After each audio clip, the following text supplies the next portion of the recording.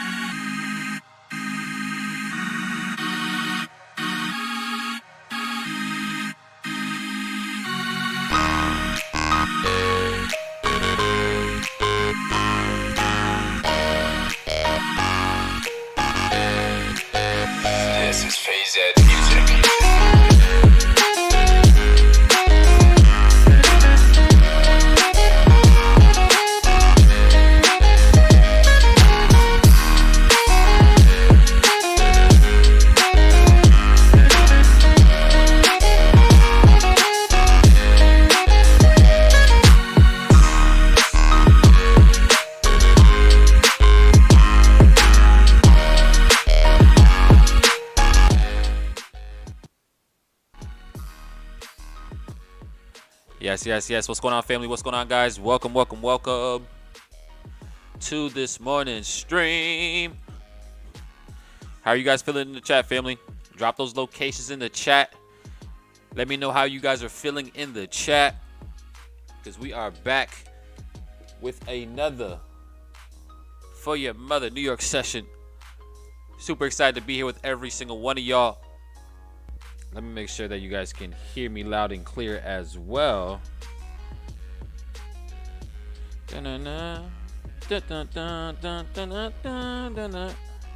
Yeah. Prophet Society to the moon. Yeah, we gonna make it to the moon. Let's see. We got Charleston in the building. We got Chicago in the building.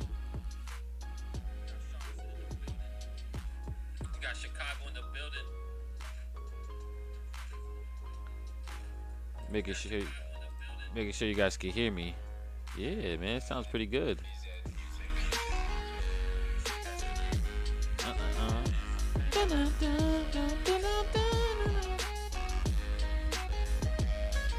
Yes.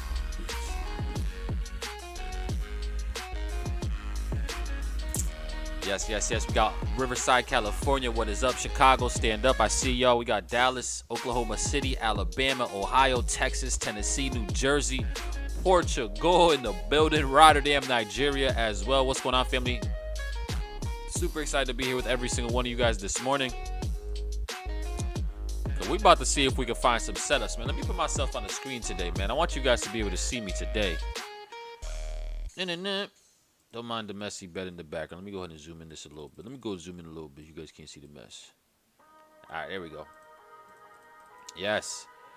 But what's going on, family? Welcome to today's session, today's New York session. Super excited to be here with every single one of y'all. As you guys know, this stream is simply to try to get to the bag, right? Try to see if we can find some opportunities to take advantage of.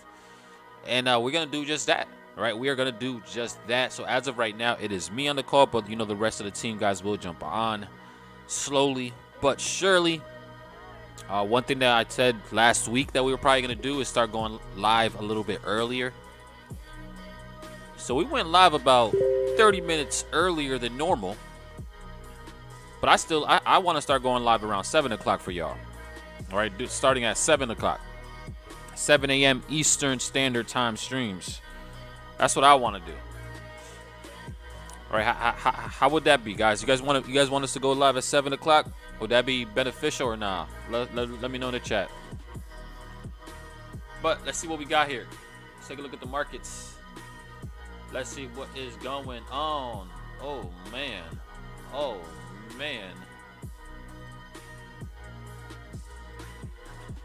Oh man, this trade was a banger. I caught it last night like Topanga. Oh man, this trade was a banger. Wow, this trade was an absolute banger.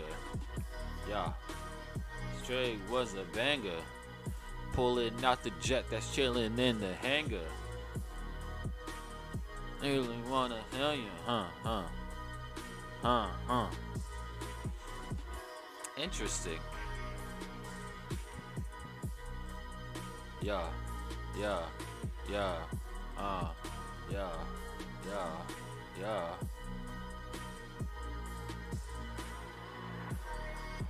That trade was a banger. Yeah. Said he looking like the banger.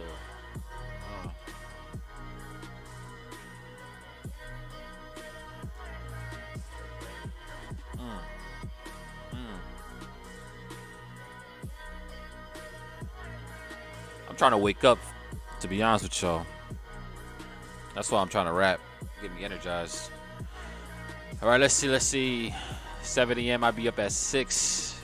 7 is perfect. I'll be up at 4 a.m. Yeah, I feel like that 7 o'clock time slot will definitely be... It'll be dope just because it gives us enough time to actually look for some opportunities, look for some setups. Right, without feeling too pressured.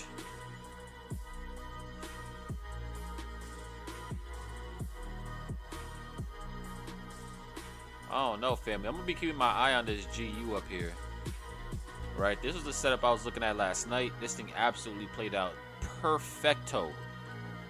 Absolutely perfecto, right? But now let's see what we can do, right? Because now I'm looking to see if there is an opportunity for us to actually turn around up at these highs that we're about to test. So I want to see GU eventually come and target, you know, these levels down here, right? Like this is like my what I would like to see for sure. That's what I would like to see, right? So we're gonna have to see how the market reacts, guys, up at these highs, all right, going throughout today's session. We are about to start pushing our way up into these levels, which is good.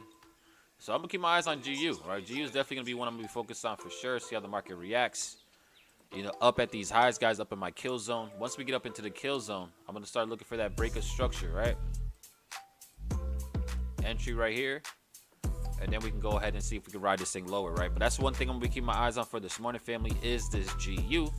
Seeing how we play off once we get up near our kill zone.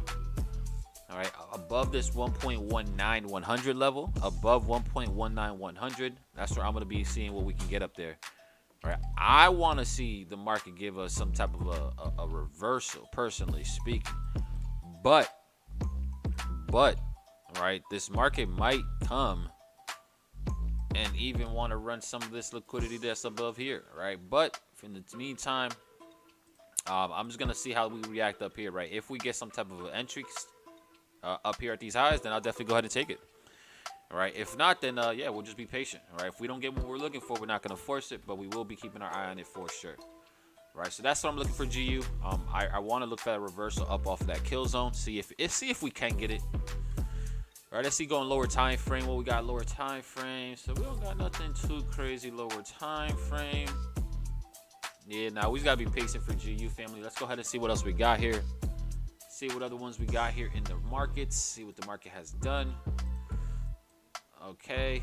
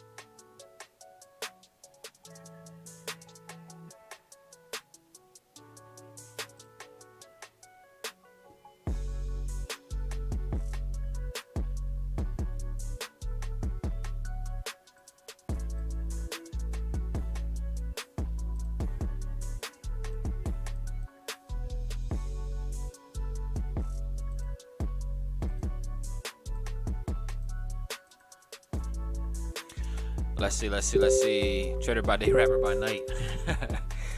Let's see. Finally got the boot camp through Howard. Day 2 has no audio. That is not good. I'm pretty.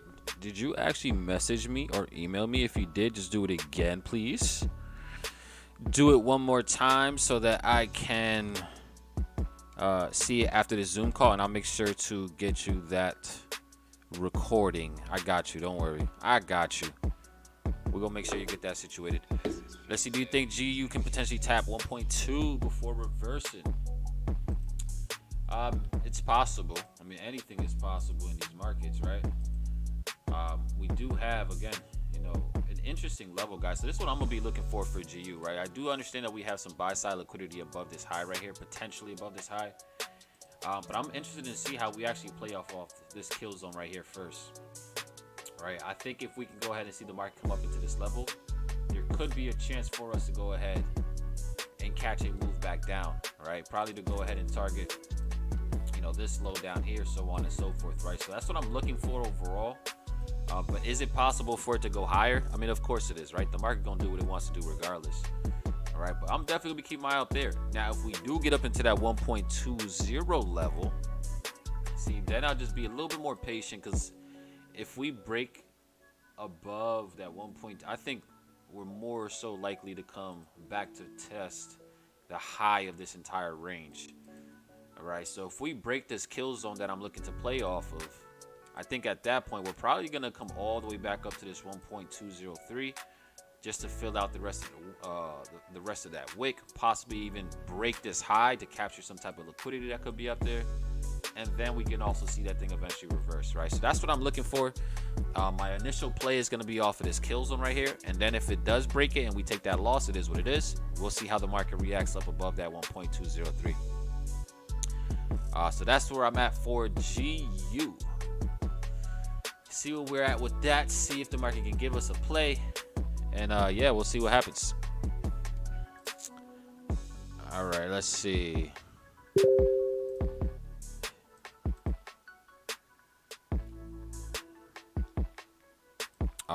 All right, bet.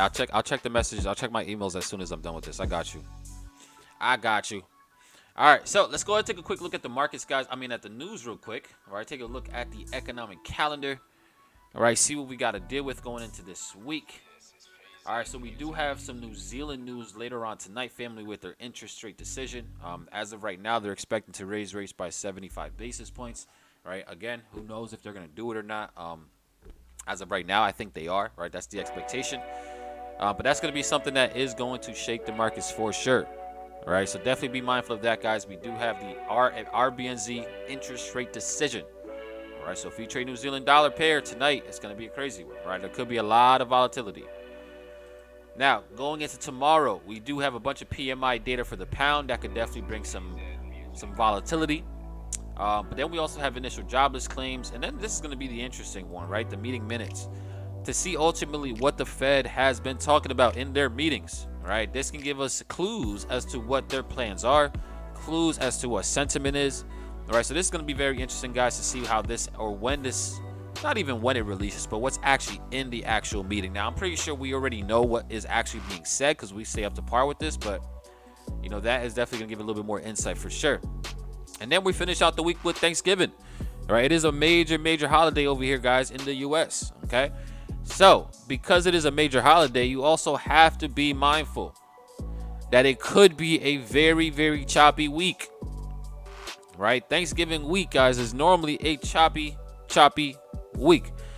Right, so with that being said, I'm only going to be trading today and possibly tomorrow, and again, I'm not going to force anything. But even if I do, I understand that there's probably going to be a lot of choppiness, right? So I probably won't be anticipating some long trades. I'll probably just look for some short-term scalps, some intraday opportunities, things that we can get in and get out on, right? Because again, it's going to be a choppy week for the most part. And we don't want to deal with that, right? Trying to hold trades during choppiness, during holiday weeks is extremely annoying. Right, so just be mindful of that, guys. Right, anything that I look for, whether it's on the live streams or not, is definitely going to be more short-term opportunities, more intraday setups, quick little trades, right? Quick little opportunities that we can go ahead and take advantage of, right? So that's just pretty much where we're at with that. But yeah, that's gonna be our week for this week. Now we do have the young legend, young lion, in the building with us this morning. Right? Good morning, my brother Kyle. Shout out to you, my boy. I'm not sure if you can hear me loud and clear just yet. All right, but definitely unmute yourself whenever you get a chance, bro. Say what's up to the familia. Give your morning thoughts, and then we'll go from there. Right? We'll go ahead and see what else we got here. Right? But in the meantime, that's what I'm looking for, guys. I'm gonna be keeping my eye on GU. I really want to see if there's an opportunity for us to short, maybe up in this kill zone. If it gives us the play, again, I'm going to be very patient. Very, very patient. I would like to see this thing come up to here. And then that's when we start to wait for structure to shift. Right? We wait for that confirmation. Right? And then we can go ahead and jump in. Right? And I'm going to be obviously doing this in real time with you guys as long as it gets up into there. For as long as we are streaming, which I don't see why it wouldn't. Right? I think there's going to be a good chance that we make it up there throughout the stream. All right, but my brother Kai, how you feeling, bro? You feeling good over there? Yo, what's going on? Yes, sir. Yep, I'm feeling majorly blessed this morning. It's Tuesday.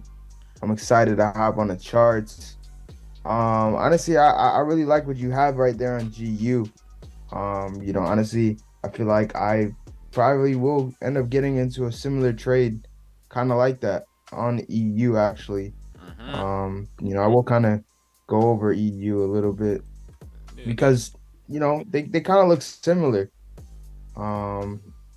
We are looking for that continued retracement, right? So to be honest, first things first, we would want to look at the dollar. Just looking at the dollar, we kind of want to see our next higher low point, right? In this range, I would kind of be like scared to buy because we just finished one complete leg up. So we don't want to buy at the top. We want to buy low, sell high, right? This was a take profit region for me. I took profit a lot of my intraday trades up here, right? Especially if the major time frames and the larger time frames have one specific bias and you're going against that. I want you guys to understand that those type of trades aren't the type of trades you want to hold forever, right? Especially if you're going against the trend, you guys are going to want to take heavy profits on your trades. And that's exactly what I did with some of my trades that I've been calling buys from these lower levels, right? A lot of us have been calling buys from these lower levels. So, at this point, I would just be looking for a re-entry, right? Either right here, where we currently at in the market, or somewhere below this 50% range, right? Anywhere below this level right here would give me a great entry for a buy opportunity. Now, if we look at something like the 4-hour, now this is a lot more appealing. So whether we get that or whether we just test off at the top of the range, those are kind of two scenarios, right? We can do either or of those, or we can simply just consolidate and do something like this.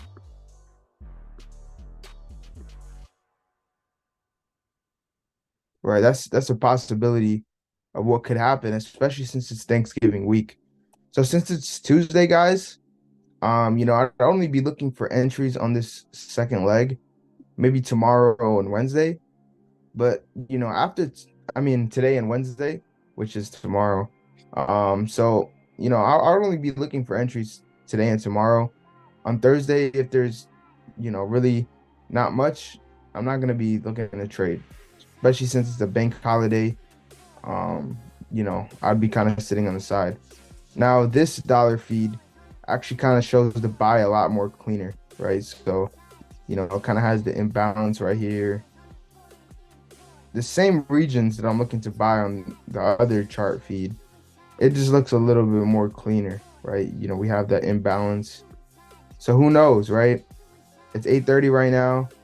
We have the possibility that it can just go up from here, or it can dip down into this inefficiency which I think it will, because that makes the most sense.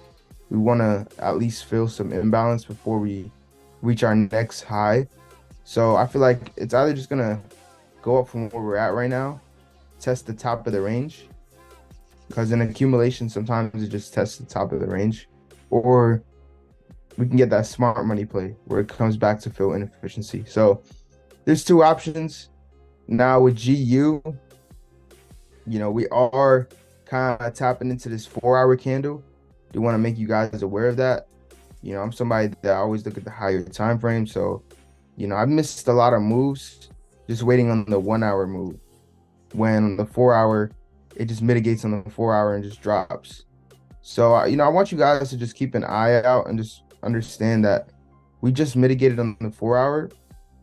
So, this has the possibility to just drop right now, right? Like this could, just drop right now. But obviously you would have to run more of a bigger of a stop, which is something that we usually don't do. Like we don't take trades like this, right? Like if it's a trade like this and we know that it's going to drop, we know that it's going to go in our direction, we prefer not even taking it, even though we know exactly where it's going to go, because we want that smaller stop loss. We want that low risk, high reward, those 1 to 7s, those 1 to 10s, those 1 to 5s, right? And how you guys can get them is by going on to the lower time frames, right? So, now that I got my stop loss from the 1 hour, I was playing this on the 1 hour, I would go down to something like the 15-minute or the 30-minute. And as you guys could see, this big 1 hour candle looks like this on the 1 hour.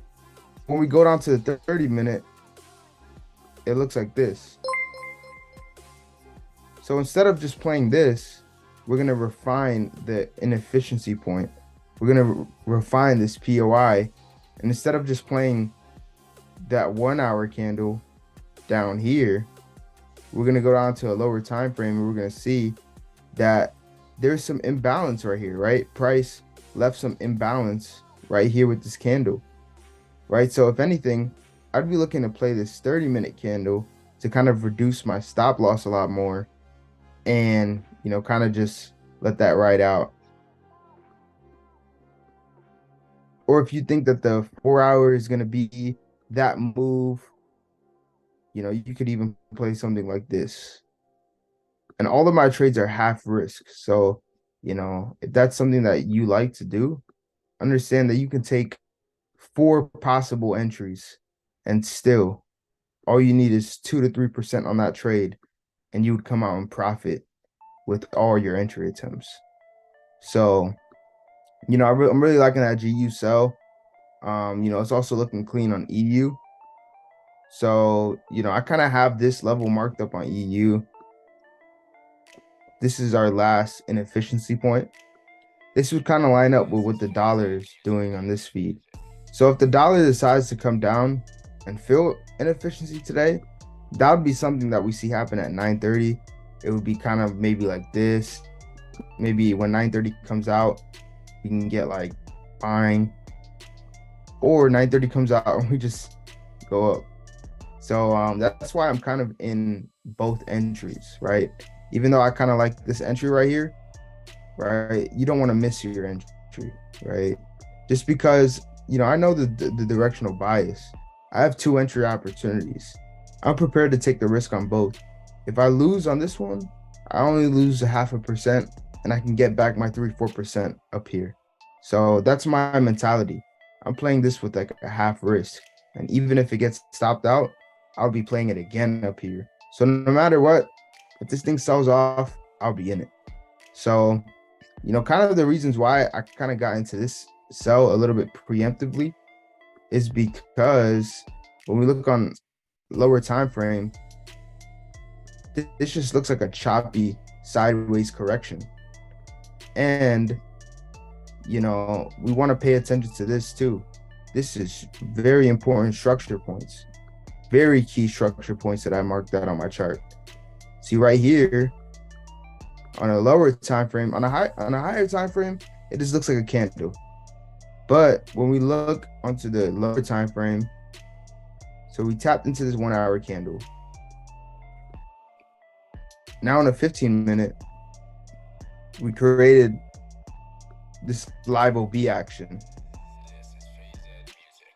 On a 5-minute, we created, and we were creating higher highs, higher lows, higher highs, higher lows, uptrending structure, higher highs, higher lows, higher highs, higher lows, higher highs. And then we create now a lower low. We break this higher low and create a lower low. Now we would want to be seeing some sort of higher low structure in this region, maybe with the risk up here. And this is something that could play out. This is something that if you guys were to play something like maybe this candle right here, this is something that could play out, especially since, you know, our bias is already there. This is something that I find is interesting. And you could even reduce your risk, put it up to 10 pip stop. So, you know, I feel like that could happen on EU today. You know, if we spike back up real quick, or if you're comfortable taking this risk, I would risk this candle right here. And then just see how that, you know, plays out for you. Now, again, if you know, maybe if we can spike back up on the 1 minute, EU likes to do things like that. You know, you could probably catch a re-entry. Or if you're comfortable just entering now, you know, that's you. That's your risk, right? This is just a trade. Whether you get triggered or whether you trigger it yourself is more so up to you, right? So yeah, that's EU. USD CAD. You know, it's kind of tricky, right? This one's kind of a little tricky because, you know, we are bearish on this thing, but at the end of the day, buying kind of makes sense too. But we don't want to go against the dollar, to be honest, guys. If we know that the dollar is going to be bullish, and we were kind of staying with that bias until we get that structure that tells us otherwise, you know, to be honest, I'd be more preferring the buy, because we need to fill more inefficiency up here, right? We have way more imbalance that needs to be filled, right? We have this too that needs to be filled, right? We have a lot of stuff that needs to be filled. So I feel like these lows, in order to be broken, we need to reach some good pricing, right? We need this thing to go up to maybe somewhere up here or somewhere up here. Long term, we're still bearish in this thing, guys. From an intraday standpoint, we definitely might get some bullishness, but where can we target with that bullishness? So like, let's say you're taking this idea, you're playing this 1 hour candle. I feel like Jude might play something like that. Shout out to Jude if you're on here, bro. You know, who knows, maybe Jude might take something like that and then take some profit. And then once we come back up here, go ahead and sell this thing down to the floor. This is a buy to sell scenario where you can potentially catch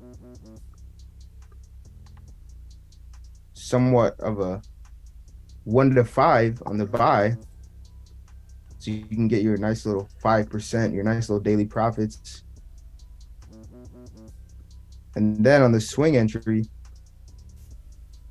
you can catch a 1 to 15, right? So that's your 20% for the month already, just on one pair, right? One pair can give you that 20% a month or 10% a month.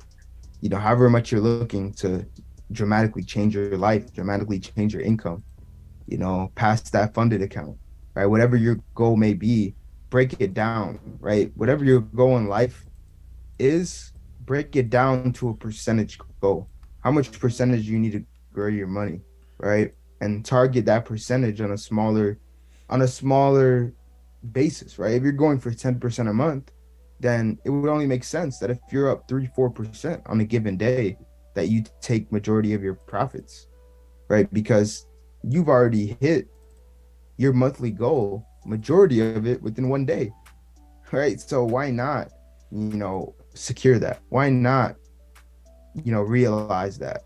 Realized gains are a lot more powerful than unrealized gains. Now that's a debatable question, because a lot of people that are swing traders that like to flip accounts and shit, like, they like the unrealized gains, and I love it too. But realized gains are things that you can actually withdraw. You can actually put that in your bank account. You could actually, go buy some food with it. Like, I just bought a brand new PC computer, and I just finished setting it up yesterday, literally all from trading, right? Literally all from trading. And I'm still on my laptop for this stream because, I needed an Ethernet cable, like a longer one for this PC. I will be doing a lot more of, the starting the streams for you guys on YouTube. I know you guys see Abel and Skag usually start the stream. Understand, guys, like, we invest a lot into our craft. We invest a lot into you guys, to be honest, right? A lot of the reasons why we have PC computers and all these big tech is because we need these type of computing power to stream even on YouTube. Like, to be honest, guys, I tried to stream on YouTube on my channel for a little bit, and I was streaming pretty good. But, on my Mac, I have a MacBook Air. The stream kept cutting out. I kept losing connection. The stream was blurry. And I said, man, I can't do that to you guys. So, you guys will see a lot better quality from me. I had to invest into you guys, invest into the brand. And with that being said, like, everything you guys want can be done in a percentage goal, right? If you want some brand new shoes, you want to buy some Christmas gifts, whatever, obviously you don't want to be trading with that in mind, but trade with a percentage in mind. And that percentage will unlock whatever it is that you want in the real world. And just think about the percentage. Don't think about the object. Don't think about the money. Don't think about the lifestyle. Just strictly program yourself to the percentage and watch how everything changes. But, honestly, that's a lot of what I have. USD CAD is moving with our buy scenario in mind, right? So, if you took that, keep your stop loss somewhere like that and just target the next high, you definitely get like a 1 to 4 on that. EU is in profit as well. To be honest, it hasn't even been that much time. So, let's just give these trades some time. EU looks like it's giving like a 1 minute re-entry, right? Just look at these charts. Just take a look at them and, make your pick. And, you have a lot of options today. And Skaggs will come on here, Ray will come on here, and they will definitely give some of their opinions.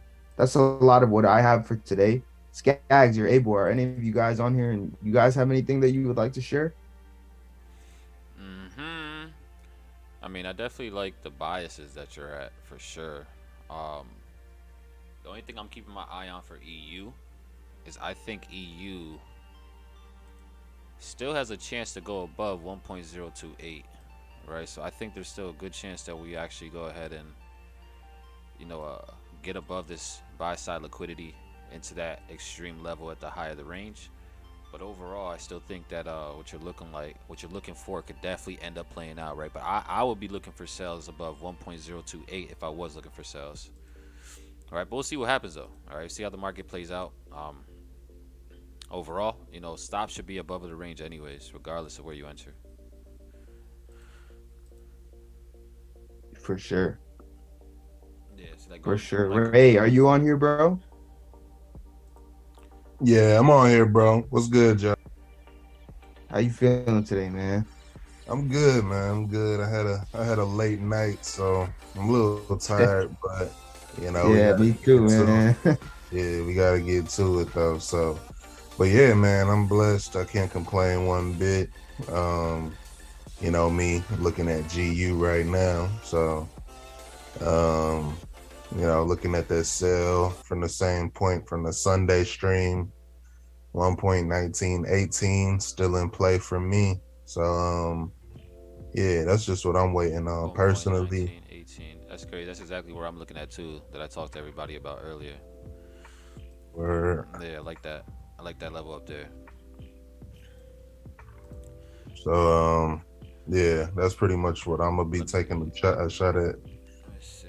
I'm gonna show you. I'm gonna show you my markup on it, Ray. Let me know what you think about this. All right. So this is what I'm looking here for the play here on GU. All right. I want to see us get up into this kill zone above here, around that 1.19118 level. Yeah, 1.1918 level. And then from there, you know, obviously give us an opportunity to go short. I don't know. I think it looks very good. I just want to see this buy side liquidity get grabbed first above this 1.19. Then I'll be looking for some shorts all day long. Is that the same thing you were looking for, or similar? Oh yeah, precisely. You know, that's exactly what my analysis pretty much looks like as well. So yeah, I want to see that high get taken out. You know, targeting the lows. So yeah, it looks good to me. So I mean, if you want to share your screen, bro, go ahead, do your thing. I mean, it pretty much looks exactly the same, if I'm being real. So but yeah, I'll go ahead and grab it for a quick sec. But yeah, you know, the same thing we discussed you know, earlier in the week on a Sunday stream. So I mean, on a Sunday stream, I think we were like somewhere over here. So the market still had to come down and create its actual low. And now that it has created its low, I'm looking at all of this as a retracement. So, well, you know, once we actually come out and, you know, finish that retracement, then, you know, I'll definitely be looking to sell. Got some internal range liquidity right there. That's going to fuel the next impulsive move.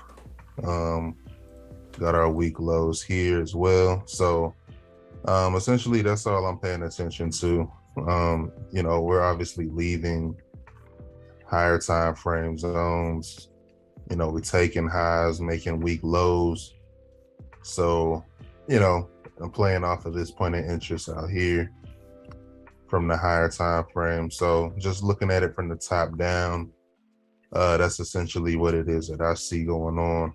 And you know, targeting, you know, this imbalance at least, but I do believe that imbalance could also fail just due to the lack of volume within it.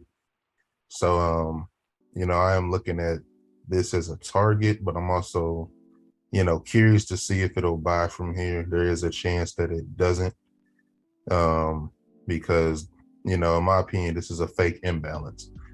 And, you know, I got my reasons for saying that. It just kind of comes over time where you just notice different things about the market. You know, kind of the same reason this imbalance doesn't hold, where a lot of people probably thought it would, but it doesn't. So I'm kind of looking at this the same way. You know, I'm targeting that so far as my TPs, but I still have to kind of be patient for a buy. You know, I obviously have the point of interest here just in case, you know, I get some price action there. But I do believe we'll probably end up running those lows and, you know, pushing down to this point here. So, yeah, guys. So nothing different from Sunday stream, you know, same exact setup from the Sunday stream that we discussed with Skags and them. So, you know, once it hits 1.1918, be looking for that sell. I'm gonna have an 18 pip stop or so, you know, nothing crazy. And I'm gonna be targeting about 400 pips on this trade. So, you know, if it goes as planned, you know, we should have another great week. And that's about it. But I already went through all the other pairs. I really don't see much outside of this. playing out for me today. Usually I have a handful of different setups to go off of, but today that's about it. All right. So I'm good to go, gal. Nah, I mean, I'm with you too on that GU for sure. I think it looks very good. Let's see how you guys feel in the chat. Mad respect for y'all putting in so much time, money, effort. Appreciate you, Eric. Definitely do. Definitely appreciate y'all. Let's see what else we got here. I sold GJ at 168.15. Okay, you got a nice entry up there. Let's see. Now explain to me. All right, Eric, explain why you took that sell. Now I'm not saying you're wrong on the sell, right? I just want to see your perspective, right? Or send your markup in the chat. Send your markup in the chat or in any Telegram you have that's with one of us, so that we can actually go ahead and see what you're looking at. I'm just interested to see what your mindset is. Can barely hear. Yeah, I mean, you guys, my mic goes low because I'm on the Zoom call as well. Unfortunately, I just got to be louder. I just got to yell. All right, so I'm just going to start yelling. I'm just going to start yelling for y'all. Hope that better. All right, let's see what else we got. Why is USD CAD bearish long term if USD is bullish? I think that's a question more for Kyle, who was looking at USD CAD and his analysis on it.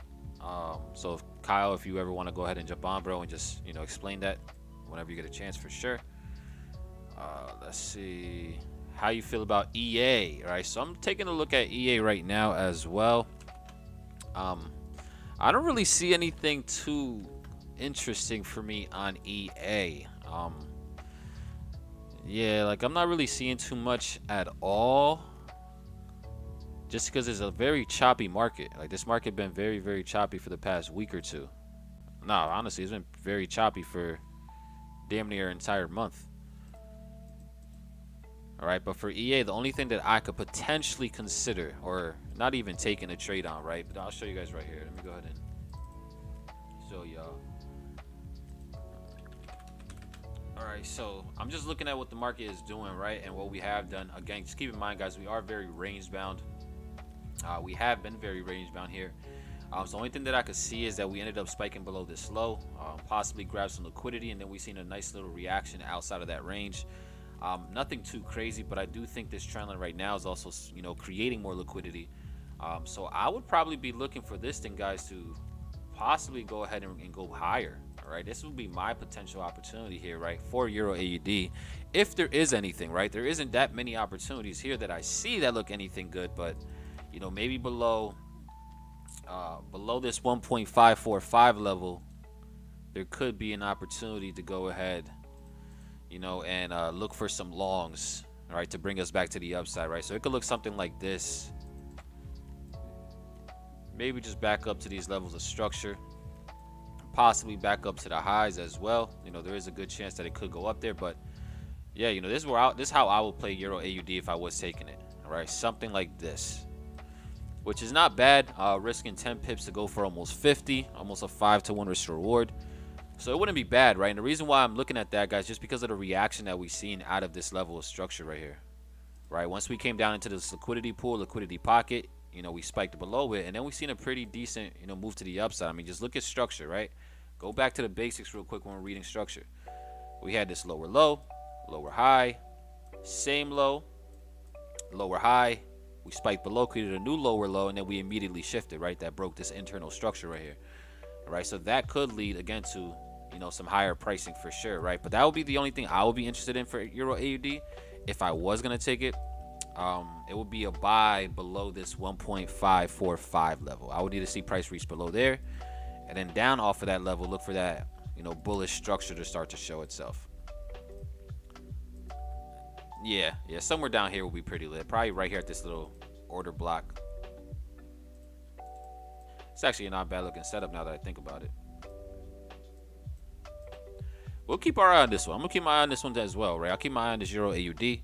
You know, because if we see price push back down into that zone, we really could see something, right? We really could find an opportunity to get involved in, right? So I'll keep this one on my radar as well. Let me actually go ahead and just add it to my list.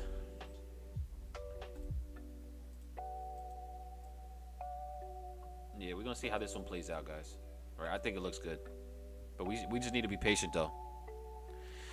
All right, let's see what else you guys is talking about. Let's see. Nas and BTC is bussing today. Okay, we'll take a look at those as well. Let's see. What's their channel, Ava? What channel are you referring to? AK Capital. What channel are you referring to? Let's see. On GJ on the 5 minute, I want that little last push up before it broke structure to get liquidated. Yeah, I'm not sure if we actually have it to where you guys can drop links in the chat. I think it's actually turned off, unfortunately. But yeah. What's NAS doing? Nothing crazy. I'm interested in NAS, guys. Alright, I'll be interested in NAS depending on how we play off of these extremes up here. Alright, because based off of these extremes, guys, we could really start to look for some bearish structure to come into play. Alright, that's what I would be interesting, because I'm just looking at what the order flow currently is right now. Alright, and the order flow has been bearish, at least on these smaller time frames, right? You know, we're creating all these lower lows, lower high structures. You know, we've been building up a ton of liquidity over here, right, to the downside, a lot of sell side liquidity. So I think that there is a good chance for us to continue with the overall selling pressure, right? So looking up here in this kill zone at around 11,600 could be an opportunity, right? It could be a potential play, right? So we'll see what happens, though. Again, that's just my opinion on that. I could be wrong, I could be right, you know, but overall we just got to see. We got to see what the market does once we do get back up into these extremes. Right, and again, this could play out, guys, probably in the next 30 minutes, right? For NYSE, New York Stock Exchange Open, you know, we could see something like that happen where it spikes up into this range, and then we start to see bearish structure, and then we can go ahead and start to target back down to the downside, probably below all of this sell side liquidity down here. So, you know, it could be a play. Right, it could be a play. Let's see. I got stopped out in much pain. Yeah, right. Had a buy marked up at 11,500 and I missed it on NAS. Yeah, that's tough. Oh yeah, that's tough. That's all the way down here. Yeah, that's tough, but it is what it is. Let's see. I sent the link to the Trading Lounge Telegram. Let me see if I'm even in that one. I should be.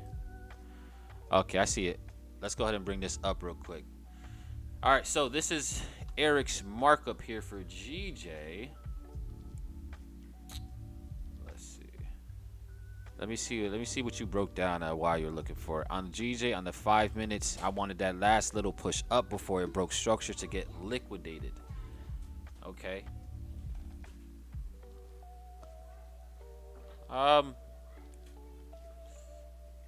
Yeah, I mean, I'm not really seeing too much of what you're looking at, right? I think you're looking at the 5 minutes. So I have, or were you looking for a run on liquidity on this trend line? Is that what you're looking for?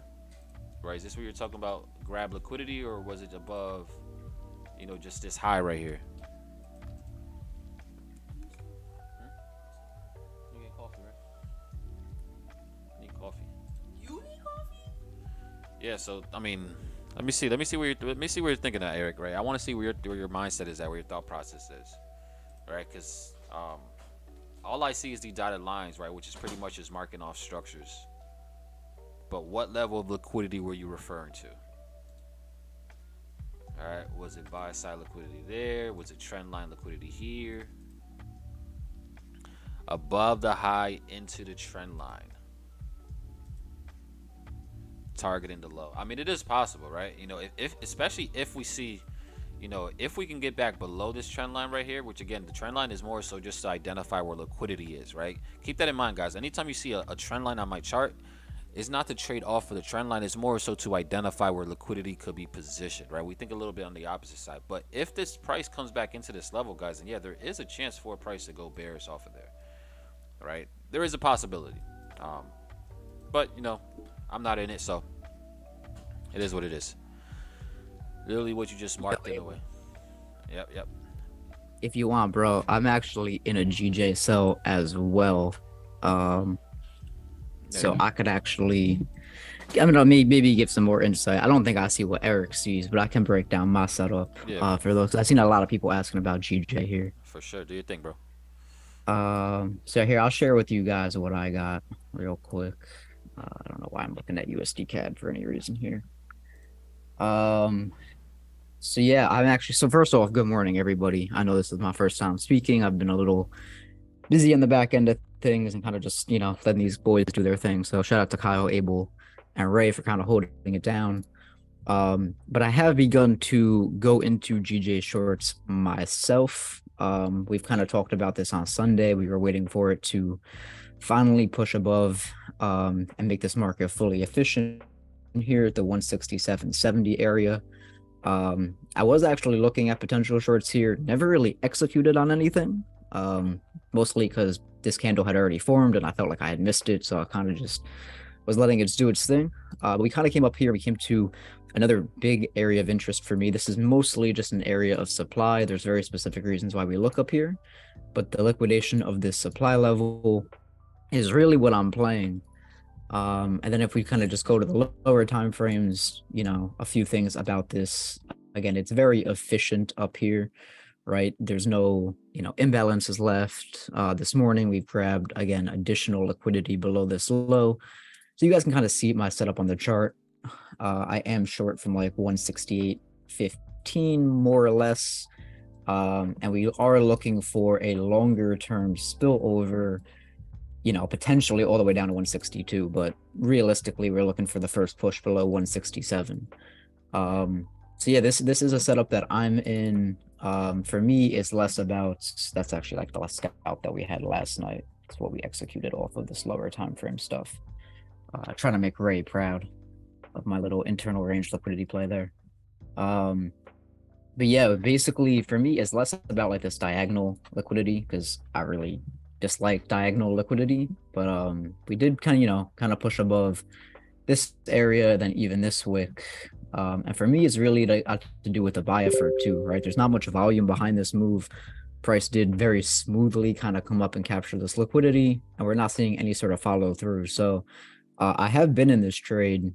Well, I've been in this since last night, but it did produce more entries just a few hours ago. So, I mean, at this point, I am riding GJ to the downside. So for those of you that are looking at this trade, from a bearish perspective, again, for me, my invalidation level is as high as 168.67, but my stop loss does live at like 168.40. To be honest, if this kind of gets some legs and can move back down, I'm probably going to adjust my stop off this high. So I'm going to be managing this as it goes on, but as of right now, my stops are at 168.40. Again, looking for a break below this 167 area to come fill some of these inefficiencies.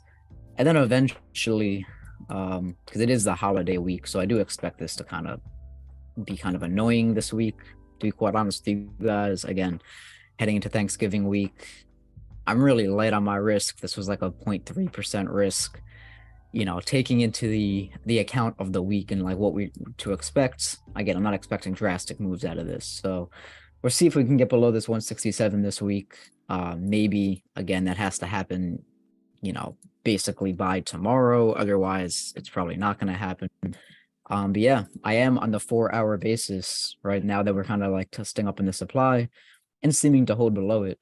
I am looking for, a potential, 1 to 20 down to the 162 area for about 500, 600 pips. Yeah, we just closed this 4-hour candle, which again, strong 4-hour candle, not much effort behind it. So a lot of signs point to this being a potential good trade for me. Again, this is something that I am already in. I had been in it since last night. It did move and come back. That's just the reality of the market when you're swing trading overnight. But yeah, that's what I have on GJ family. I did just want to go over that. This is about the only trade that I'm looking at today. Let me just see real quick. Literally what you just marked in a way, risking about 15 pips. The 4-hour OB, that's not a 4-hour order block, guys. Again, I've said it on this channel before. I'll continuously say that this is not an order block. This does not behave like an order block. does not act like an order block. Any logic that you apply to order block entries would have already got you stopped out on this position. So it's not an order block. I know people refer to it as that. I'll let those people continue to refer to it as that if they want, but again, you would be wrong in calling that an order block.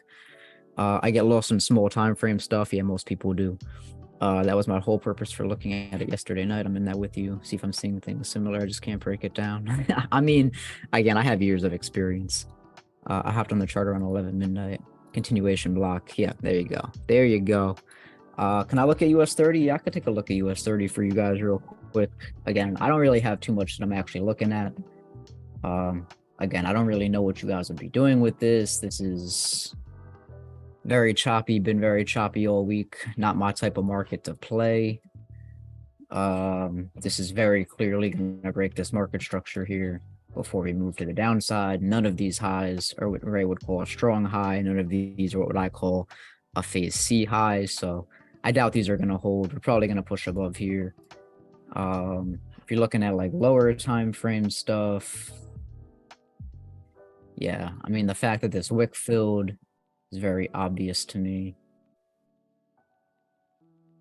Maybe you hold this wick fill. It is maybe possible that you hold this wick fill today. Are we open yet? No, it's 9:09. Yeah, I mean, again, I wouldn't be playing in this broader range at all, right? So I wouldn't be playing here, and I wouldn't be playing down at these lows. I wouldn't be playing anywhere inside of this range. I only play at the extremes. So either, again, above these highs or below the range lows. So the fact that we're in the middle of the range right away turns me off. This wick fill is interesting, though, because if you are bearish on indices, you could probably use that wick fill to come grab some of this other mid-range liquidity here. So maybe this does fall off today. Maybe you do get something really nice off the wick fill. Again, you'd have to keep stops super tight with that. Again, looking at something like that. But again, this is not really something that I would entertain. You guys also know that I trade the NASDAQ more than anything. And I am still leaning towards bullish bias on the NASDAQ. The NASDAQ's really lagging behind US 30, huh? Yeah, based off what I see on the NASDAQ, I probably wouldn't want to take US 30. I probably wouldn't want to take US 30 to the downside. It's lagging behind both of them, US 30 and S&P. Yeah, is the S&P high too? Yep.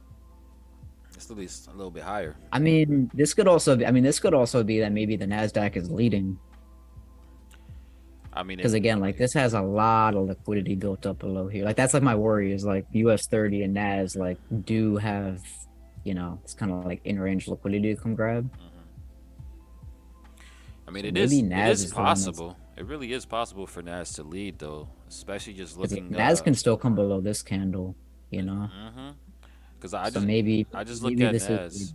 Yeah, I look at NAS and I look at what makes up that index, which is obviously a lot of technology companies, and the tech space is really what's, in my opinion, dominating. Right, it's making a lot of this. I don't know. It could. Right, there could be opportunities where it does. I mean, tech is weak. I mean, well.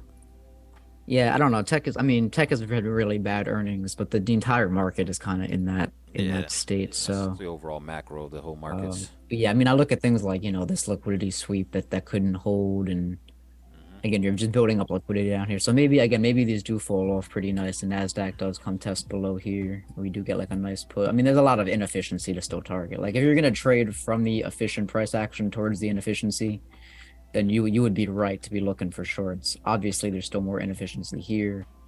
But I mean, like, this is, you know, way more inefficient. So it is possible with this US 30 wick fill that you do get a little bit of a down day. But again, these things are not open, and I don't execute at these. I mean, at 9:12 with 15 minutes to the open, like, I'm not touching this thing for any reason. GJ is really going to just be my trade for the day. Am I in ETH? No, I took my loss on ETH. For those of you that know, I was in ETH buys. I will look to get back. I'm still bullish this market. I'm still very much I mean, this couldn't even fill the wick. So I am still bullish. It's just a lot of fear came into the market because that hacker from FTX, whether you believe that's SBF or not, basically moved like 200,000 ETH overnight the other night. I think it was maybe 18 hours ago now. And again, that kind of spooks the market. So you had a bunch of people panic selling for no reason.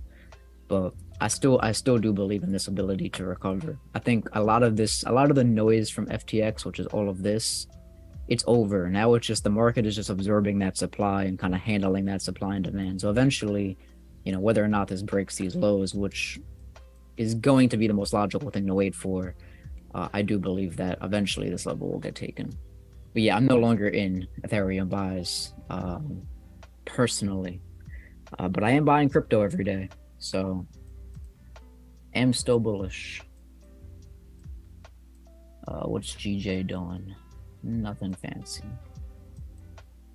But those are all my thoughts. I don't know if Ray, Kyle, Abel, you guys have anything additional you guys want to add, or if chat has questions. But GJ is really the only thing I'm looking at. Again, I am short from up this level. If you guys can get a little bit of a pullback, which I personally wouldn't want to see as somebody that's in this. But if you can get a little bit of a pullback, maybe fill out this wick, you guys can still, again, trade this to the downside. But this is something I'm already in. Again, that I wouldn't recommend chasing here. But yeah, what platform do I buy crypto on? I mean, depending where you live, like my answer may not even help you, but I mean, the answer is wherever you can. Like where I buy it and where you buy it doesn't have to be the same. My advice is, though, wherever you do buy it, move it off of that place. Do not leave it there. I don't care if it's Kraken, Gemini, Coinbase, Cash App. I don't care if you bought it from the friend down the street, because you can do that too. Just move it to a ledger. Get it off whatever exchange you buy it. I've been saying that for years. I'll continue to say it. FTX, again, is at the front of the headlines, so everybody's talking about this now. But there's no better platform to buy it on. Just buy your crypto wherever you can in your jurisdiction, because again, I don't know where you live. You could live in Canada, and then what I'm saying doesn't apply to you. But if you ever need to, actually, it's not even a great resource, but if you go to bitcoin.org, very specifically bitcoin.org, not bitcoin.com. If you go to bitcoin.org, there is a list of exchanges that you could filter through by country, which is immensely useful for those of you that are overseas. So yeah, please use that at the very least, if you're overseas, because again, the answers that I give you guys are not going to be, for everybody, because we all live in different areas. Even the state matters. You could live in New York and 90% of the options are already gone. Gonna have to make sure I have a better breakdown next time I send a chart in. I mean, yeah, we definitely appreciate you sending a chart in at all, Eric. Definitely appreciate that. I even had a line marking up the 4-hour continuation block. Yeah, man. I mean, your markups are for you. They're really not for anybody else. Like my markups, they have to be for, other people. So I have to do them in a way that, identifies certain things. Yeah, this is all I really have, family. I'm really not looking at anything too crazy. Again, it is a holiday week. So again, for those of you that are forcing trades and feeling like you need to be in stuff, again, read the room, right? Read the room. It's Thanksgiving. People are traveling. Institutions are making moves. I mean, you have FOMC minutes tomorrow, so there's just like a lot of reason to, lighten up on the week, take the week off. As a trader, you don't need to trade every day. You shouldn't be trading every day, is really what I should say. So yeah, take from that what you will, guys. But that's basically all I really have on the market. I will keep an eye on chat though. Mm-hmm. What do we think of this sell? If you shared a link, the bot is gonna purge the link, so you can't really share a link with us. If you post it though in the back of the Profit Society community, if you go to profitsociety.co, if you have your beta account, you can post it in the community and we'd be more than happy to pull it up. Anything you guys want to share with us, again, posting it in the community is the easiest way to get it in front of us. That's a fact. Just because again, the YouTube chat will not allow links unless you're a moderator. So but yeah, post it up in the community. We'll take a look. We'll add our comments to it, and we can follow up with you guys in there as well.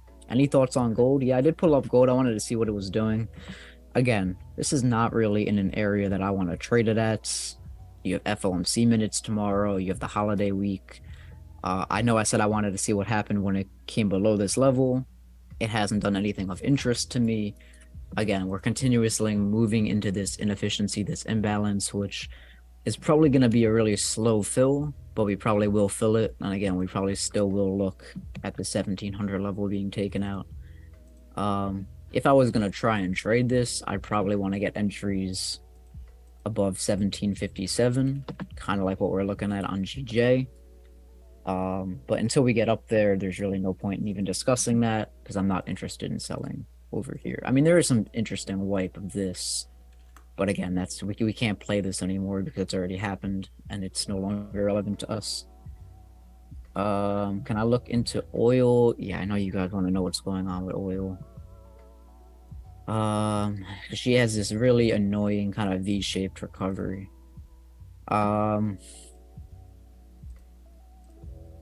Who is holding from down here? I know there's a few of you that have been asking that have been holding from below here.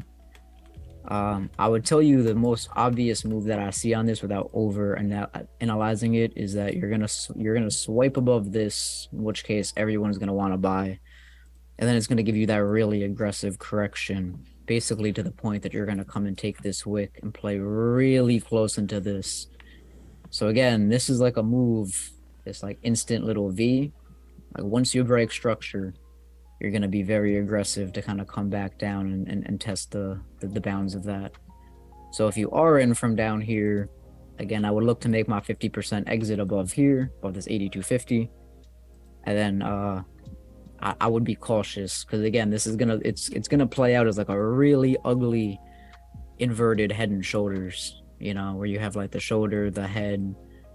It forms the new high, which is imperative for the inverted head and shoulders. But then it comes down, it's going to create a really deep right shoulder. And then at that point, it will go up.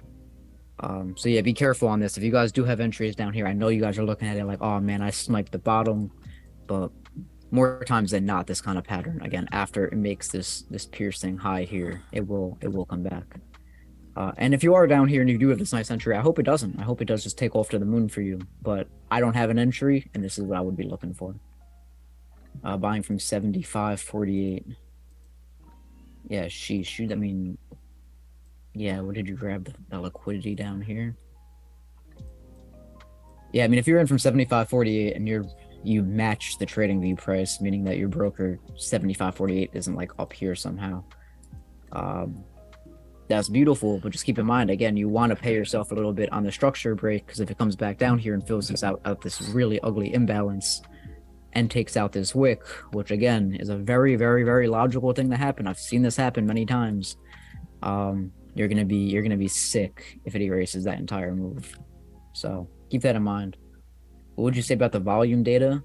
This is why I know it's going to erase, because again, look, there's not really any buying effort off of this, which tells me that like this demand isn't like final demand, right? So like this kind of immediate erase when not supported by volume is, again, it's going to correct back down to this demand to retest it. And what you have to see is like when it comes down this second time here, what the sell volume looks like. If the sell volume is still relatively low in comparison, then you can take the buy again. But yeah, the volume here is not, it's not finalized. It's not like, it's vastly different than, I have to scroll back so far here, right? Like this is what you would have wanted to see if you were going to be confident in holding. See, look, you know, and again, this is like a different time frame type of, little bit of a different type of move, but very aggressive. And then you can see the move erases, and you can see how the buy volume is higher than the sell volume. You don't have that on oil, which again makes me very suspicious of this move. It's not supported by real volume. It's not supported by real buying. So it's a lot of price reaction with very little effort behind it. So again, that's why I expect it to come back down and play with these lows, and possibly even, I mean, to be honest with you, with volume like that, you can even fill out the wick completely, take out everybody in this move. So again, that's why I'm not worried about missing this, is because like, again, this is not, for the way that I trade, yeah, it's a beautiful price reaction, but there's really not much buying happening there. So it's a good thing to note for people that do trade with volume.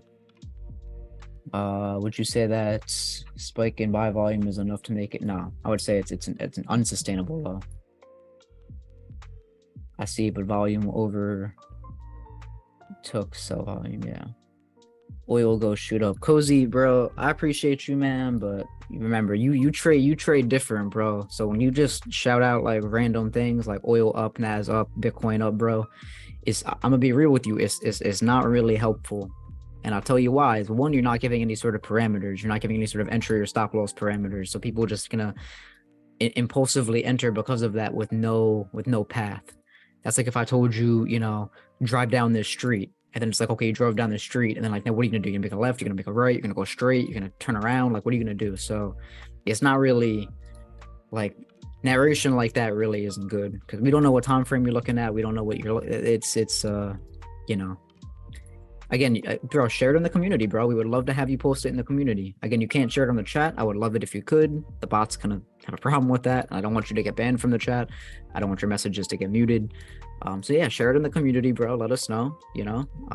I'm definitely would appreciate you doing that, bro, so we could actually see what you're looking at when you do say those things. Because oftentimes, bro, like I look at the chart when you say that, and like, the stuff is moving in that direction. I just want to see what you see, but definitely appreciate you, bro.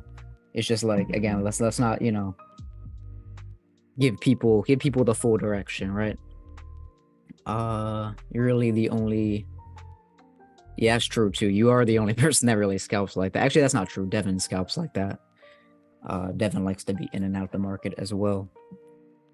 But yeah, family, that's all I really have. Ray, Kyle, Abel, you guys have anything you want to add to the conversation? Anybody have a chart they want to take over, maybe? If not, chat.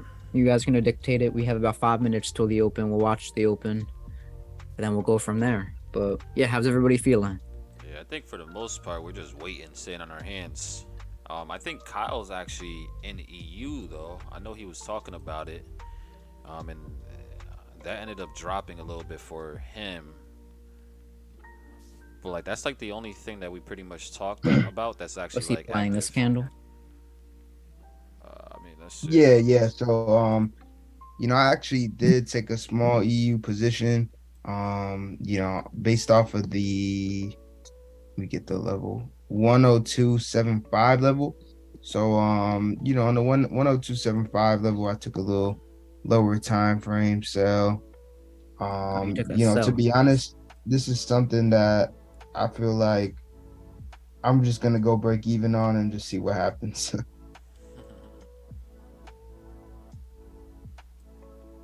So if you are in that position, guys, I would just go break even at this point. If you want to hedge and look for a buy, that's completely up to you. I have a feeling that it could completely just break out and drop, or we can just range like that. That's a possibility. I did let you guys know price was about right here when I was talking about it. And I was like, yo, if we get a spike up into this, take it again. And it's crazy how the market did exactly just that. Like we literally just got a spike up and then it just dropped. So, at this point in time, again, I'm break even. We can see if maybe it can keep dropping. Or if not, if you're a little bit more degenerate, you can hedge. I'm not. I'm just gonna go break even and chill for the day.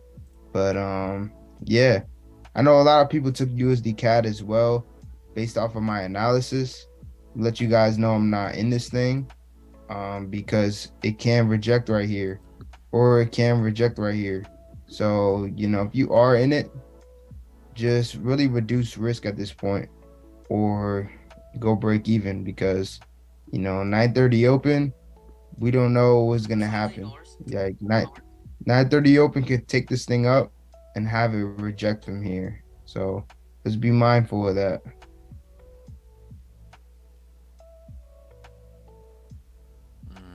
Or it can just push up, break highs, and then reject from there. So let's just be mindful of that.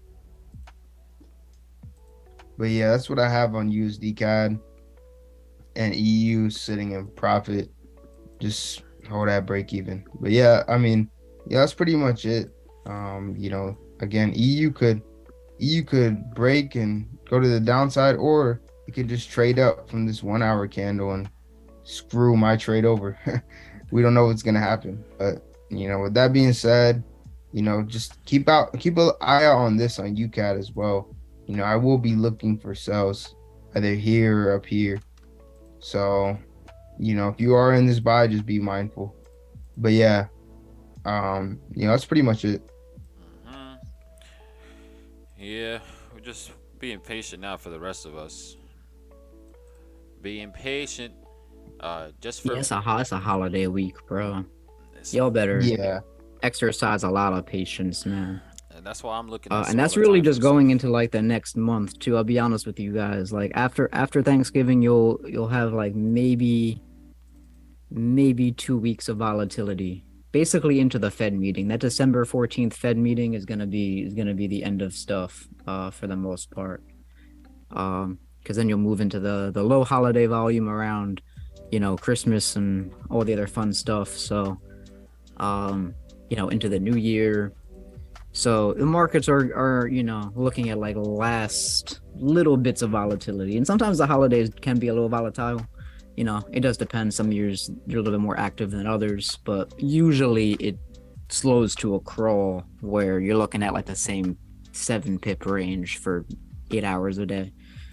Pretty much. So yeah, really, I mean, I would urge you guys to really reduce your risk and just, kind of like what Eric said in the chat. Like Eric said, like literally, he's just been studying and going over lessons this weekend. He's feeling great on the charts. Like that's what really you guys should really kind of be focused on. And I'll even talk to some of the guys here. Maybe we can, as we move into towards the holidays, go a little bit more educational rather than live trading. Because again, spotting opportunities. Like, will there always be an opportunity? Yeah. But sometimes you got to ask yourself, is it really worth, the risk of no volatility to sit around and, deploy money for no reason?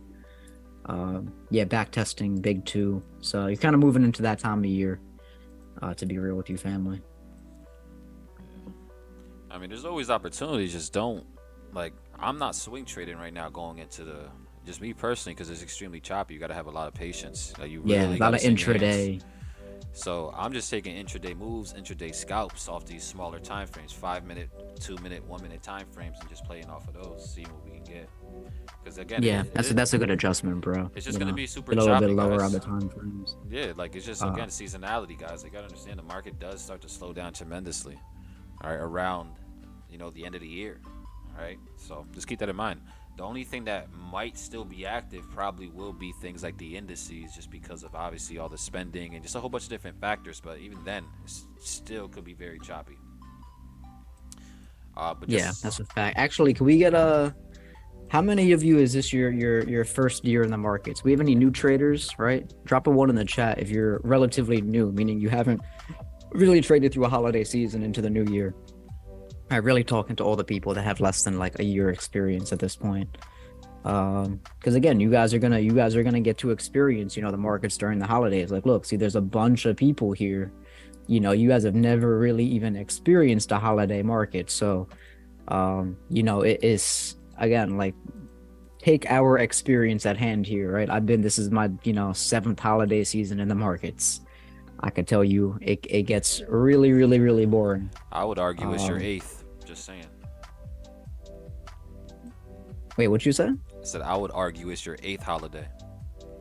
Oh yeah, maybe. I don't know. Honestly, I'm not even sure yet. Something like that. 7, 8, 9. Who knows? We getting up there. We're old timers. Since 2015. But yeah, those are you guys that drop some 1s, man. Again, take this as like a learning period. That the markets do act less volatile or more randomly volatile during the holidays, right? It's not that there's no volatility. It's just that it's across certain days. Eric said, bro, holiday market tripped me out last year for sure. I was like, what the fuck's going on? Yeah, it's crazy. Started this journey last March. Shout out to you, Pedro, man. Hopefully it's going well for you.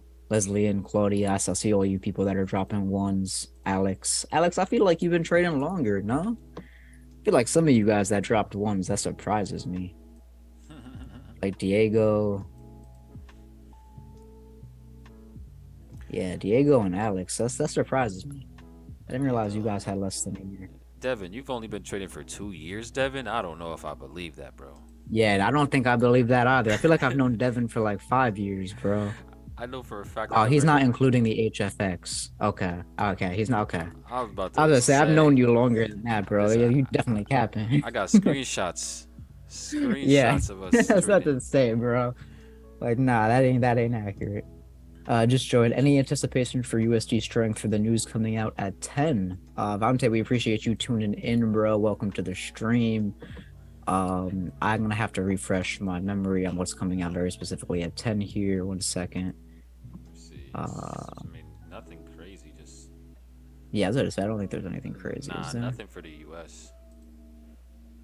Oh, Richmond Fed Serve. Yeah, I mean that's all low impact news. I wouldn't really worry about it. I would say the impact is gonna be minimal, if any.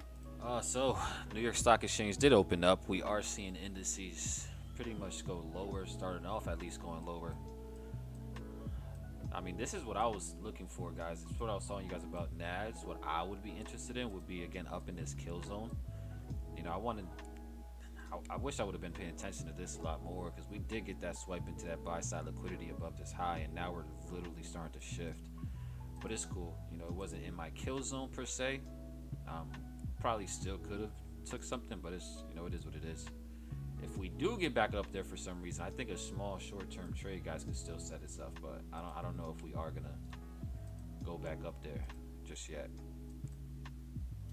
Yeah, this thing is just. Yeah, so that's that. That's what we're waiting for. GU, did GU give us a pullback just yet? GU, we're still waiting on as well, guys, at this 1.1919 level. I'm still gonna be sitting on that. That Euro AUD that Jude had called out, it was still a very good setup. It's just this thing doesn't look like it wants to slow down just yet to get us even in there, right? So this thing is just going. Yeah, nothing we can do now unless you already had got an entry. Could there be a chance for this thing to still spike down? I mean, it is possible. All right, but we gotta just be patient and see what the market gives us. All right, let's see. I see. That's funny. Devin will get me paid. Yup. Facts. Dev been on the charts. Yeah. Yeah. Shout out to that boy clocked in worldwide. What's good, boy? Let's see. Oh, that boy Juju in the chat. Shout out to that boy. He's another one too that been with us for a while. Yeah, that's a big fact. Let's see. It's been the most frustrating year of learning and not wanting to give up. I mean, Claudia, how long have you been going for, Claudia? Let's see. So you've been within that first year that Skaggs asked about. I mean, yeah, that's exactly what to expect, family. Like, you gotta understand the whole your first couple years, right? I would even argue your first 2-3 years really needs to be focused on learning the process, learning the language, you know, creating the disciplines, creating the correct habits. Because if you do not come from an investing background or a family that has instilled into you, then you have to literally develop a lot of brand new habits that's going to really allow you to really see the results, right? So this entire first year that you went through, everybody went through that same thing, right? I would argue my first year was even worse than yours, right? I mean, we can compare blown accounts. Like, I've blown numerous amount of accounts within my first 2-3 years. I've blown probably more than everybody on this call combined. I don't know. I'll give you a run for your money. I don't know about combined because there's 150 of y'all, right? But just know, right? The whole point is we blew a lot of accounts the first year, right? Like, it's normal. As bad as it sounds, it is what it is. Those blown accounts, those was teaching you the lessons that you need to learn, right? So, you know, it is what it is. It's a part of the process, right? It really is. Yeah, and just question real quick, Claudia, because I see it says Claudia Manzo. I wonder if that's Maggie. I think that is Maggie, or I know you as Maggie anyway. But if that is, I also didn't realize you were still a year in. I know the content that you're studying from. So again, if you need any help, girl, just, you know, reach out. You know, you specifically, because again, I know what videos you're seeing from, and again, if you need help with that stuff, you know, feel free to reach out. And that goes for, you know, anybody on the call as well. I'm not just offering help to one person, but if you guys are struggling and you know specifically what you're struggling with, you know, ask those types of questions. And if you don't want to do it on the YouTube chat, reach out to us on social media, go into the back end of Profit Society, contact us in the way that you're most comfortable with. And, we'll do what we can, to make sure you guys are getting the right resources and studying in the right ways, especially if you're in your first year, because what you do in that first year is going to be very, very, very critical. I agree. Again, like Abel said, everybody's first year is rough. Abel and I had a very rough first year. We were learning from the same place. We went through the whole YouTube journey. We went through the rabbit hole of just absorbing all the information we can, blowing accounts, going through the, I would say our biggest teacher, and I don't want to speak for Abel, but I'm sure he'll agree, is like our biggest teacher is probably trial and error, is really just, loading up an account, seeing what works, seeing what doesn't.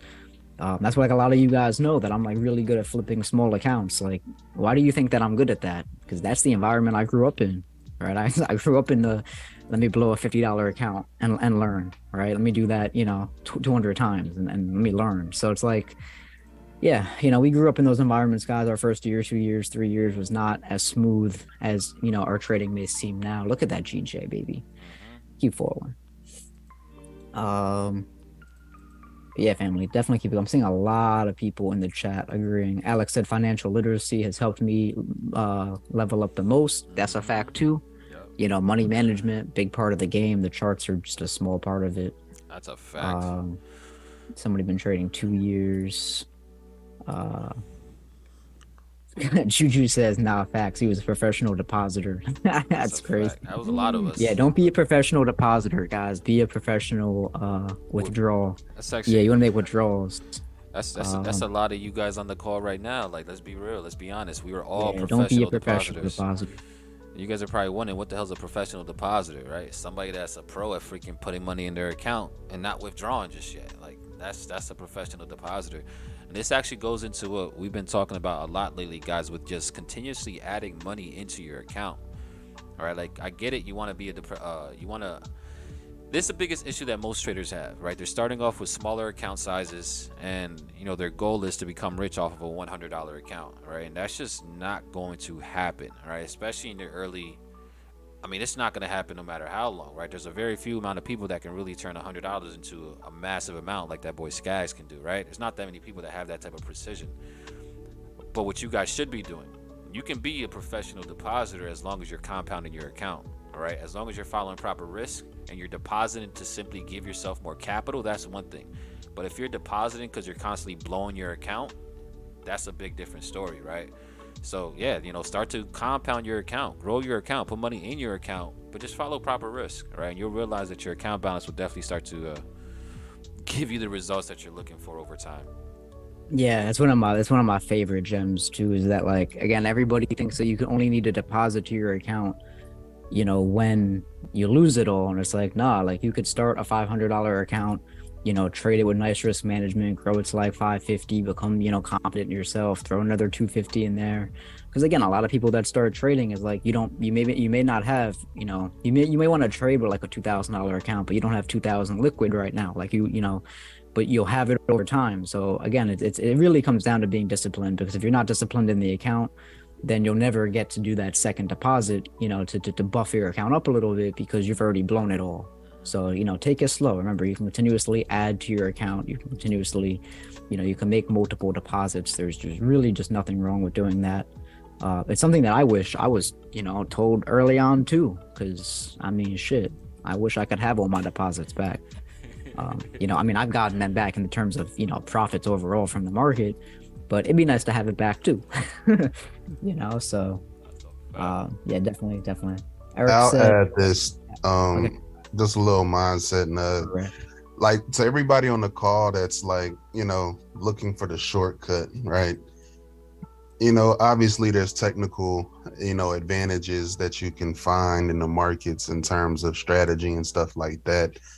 But there is no shortcut in the grand scheme of, becoming a profitable trader. And you'll make 10 times more, in the next 6 months of doing it the right way than you will of trying to find a shortcut and doing it the wrong way. So I see so many people that, they just can't grasp the concept of risk management. They just can't grasp the concept of doing the same thing every day. And, 6 months will go by, 6 months of their valuable life will go by, and they're like in a worse position than before, or the same position as before, or a year or 2 years go by.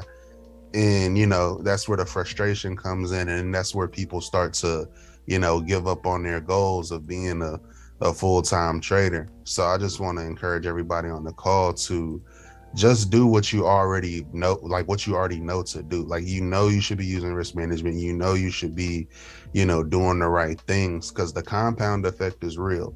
You're going to get to the point eventually where, you're making, that 5% trade is not going to be $50 anymore. Eventually it'll be $500. Eventually it's going to continuously grow and grow.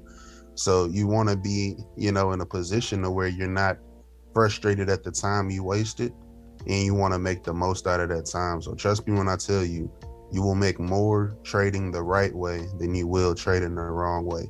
So just do what you know you're supposed to do, and stop trying to, find that one advantage in the market where, I'm gonna over leverage today. Because I'm telling y'all, like, the market has a weird way of humbling you. And it will continuously humble you until you just fully submit to the rules. I say this all the time. Trading is like that strict parent that don't let you do nothing outside of the rules. And if you do, you're going to get spanked. So it's like trading is essentially like the same way. And, you want to do what you know you're supposed to do, so that way you can really enjoy the benefits that come with trading, man. So do what you got to do. You'll be in a much different position 3 to 6 months from now. That was dope. Yeah, that's right on the money, bro. Tammy says, I've been on a prop firm account from February 2022, still have not been profitable and passed my assessment. Any guidance that can be offered? I mean, it really depends on why you're failing. I mean, like, most prop firms, at least the good ones anyway, give you pretty detailed statistics, right? So it's like, what are you failing on? Are you running out of time? Are you hitting the max loss, daily limit? Are you losing the full 10%? Are you, there's a number of reasons that you could fail the test. And at first you got to identify, why, which again should be pretty easy from your perspective. From our perspective, we don't have that data.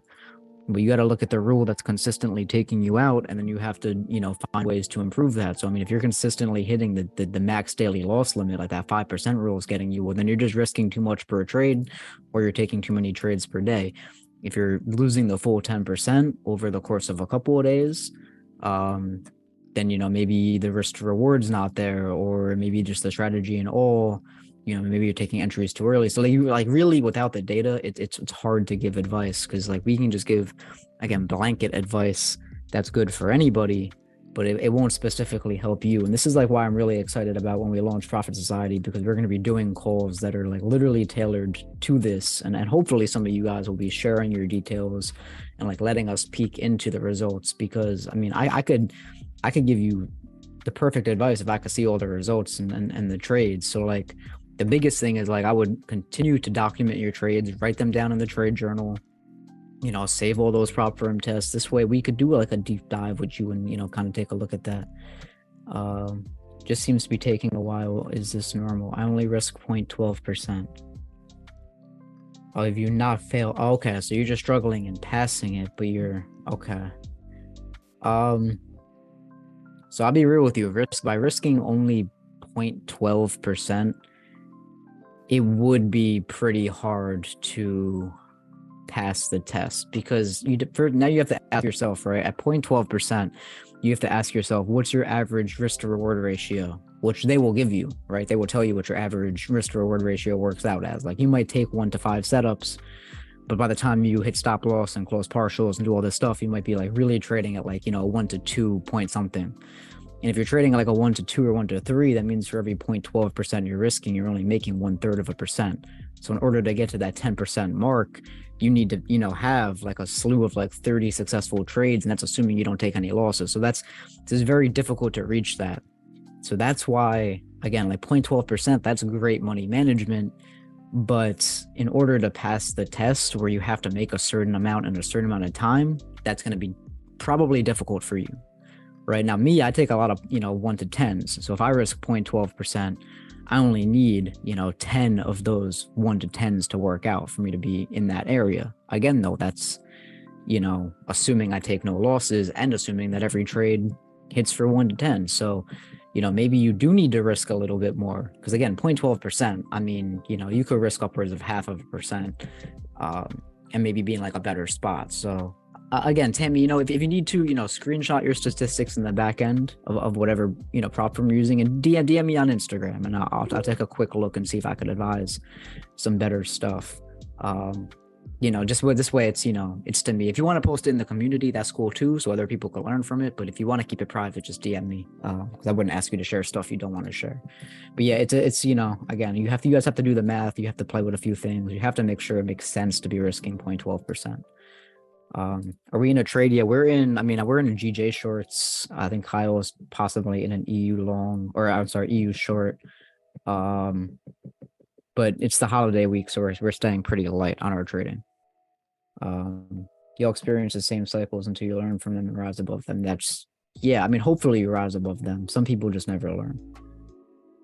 But yeah, that would be my advice to you, Tammy, specifically. Great question, though. Again, we hope to see you, finally able to pass that test, and I'll do what I can to make sure that you do.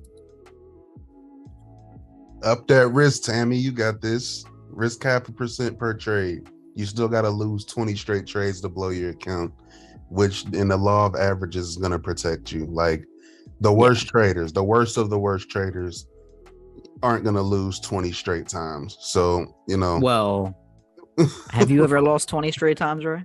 Never in my life. No, okay. Well, so I mean, full disclosure, my longest lose streak is like 27. Yeah. So I mean, but to be fair, a lot of those trades were me like trying to take like really greedy 1-minute entries. So it's like, it's not like I was taking 27 4-hour setups. It was like me really trying to like be aggressive and taking like 2-3 pip risks on like AU. But nonetheless, it can happen to you. It can happen to you in certain situations. I would never say that it doesn't happen, because it certainly absolutely 1000% can. The law of probabilities that he's talking about, or the law of averages, saying that that it's not possible for you to lose, that same law applies, that it is very much possible to happen. Unlikely for a lot of people, yeah. It is unlikely, because eventually the market's only going to move in 2 directions. So eventually you will get, quote unquote lucky.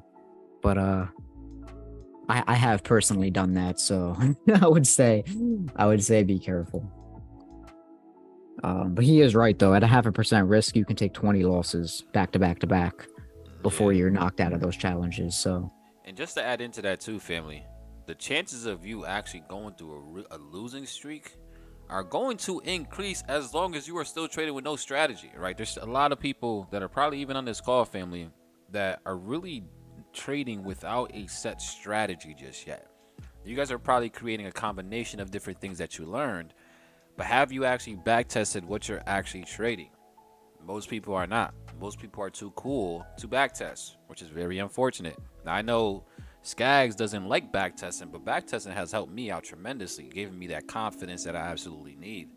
All right, so just figure out exactly what your edge in the market is, and then test that edge, whether it's back testing, whether it's forward testing, whatever you want to do, just test it.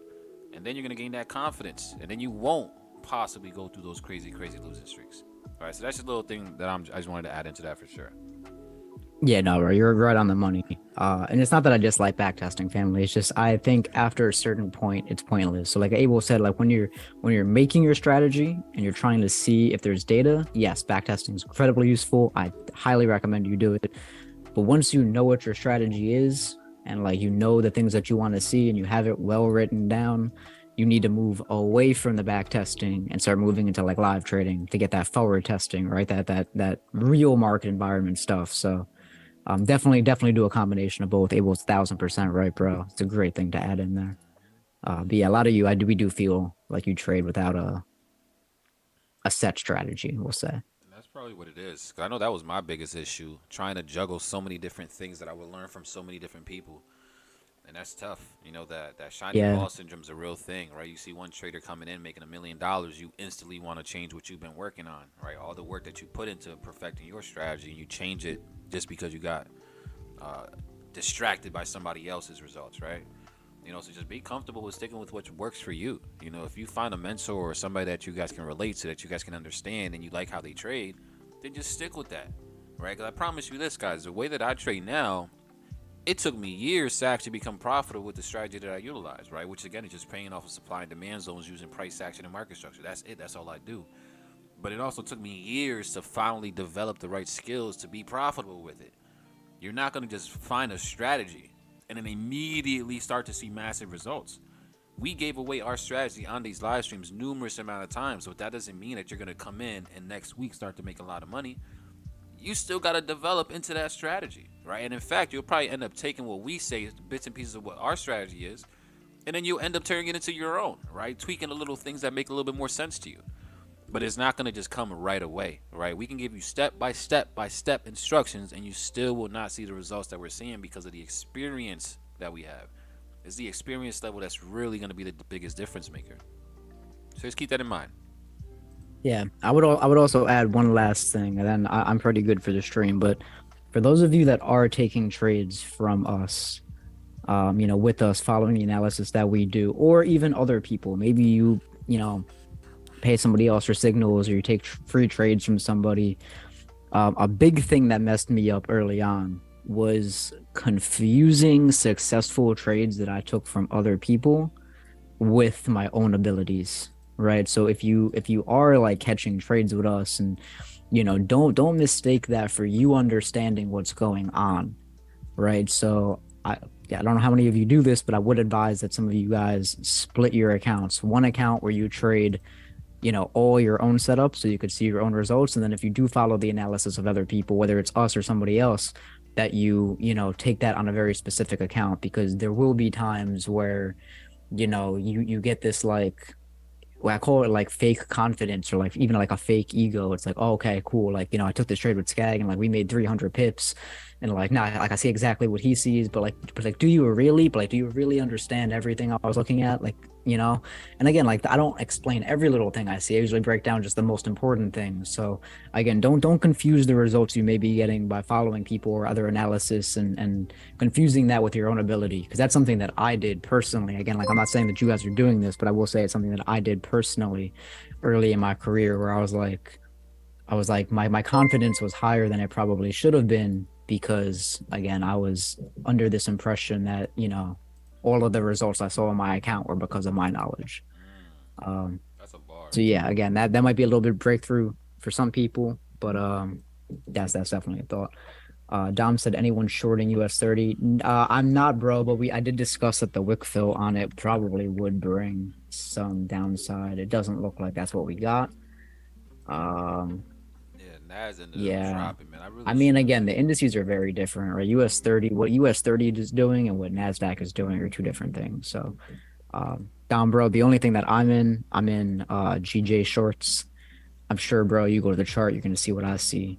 But yeah, I'm still long indices from over a month ago. So I'm not short on them. Damn, NAS did give a much deeper reaction than everything else, too. Yeah, it's trading vastly different than US30, and which again, I like something is lying. I do suspect it's NASDAQ. NAS is bouncing really nice, but again, it hasn't even broke that wick. It's like creating more liquidity, so maybe wait till the 10 a.m. candle. Yeah, interesting action though. Very, But listen, family, that's all I have. That wraps up my day. Again, we will be live tomorrow. You know, same time around 8 a.m. We also have FOMC minutes tomorrow. Are we gonna go live for that, or do we not think that's necessary? I mean, I don't mind going live for it, but family, just keep in mind, if you guys do plan on jumping on, like it's gonna be one of those streams where there's no trades. It's just really just trying to figure out sentiment and things like that, right? But I don't mind going live for it at all, bro. I'm always down. Yeah, I don't mind reading it. I gotta just check my schedule. We'll update you guys on the Telegram. If you guys are not in the Telegram, please make sure you guys hop in there. I'll drop the link for you guys right now, because we do give updates on sporadic calls. Of course, YouTube, if you're subscribed, will always notify you guys, but at least you guys can have that knowledge beforehand, and you know, you're not just stuck because of the YouTube notification.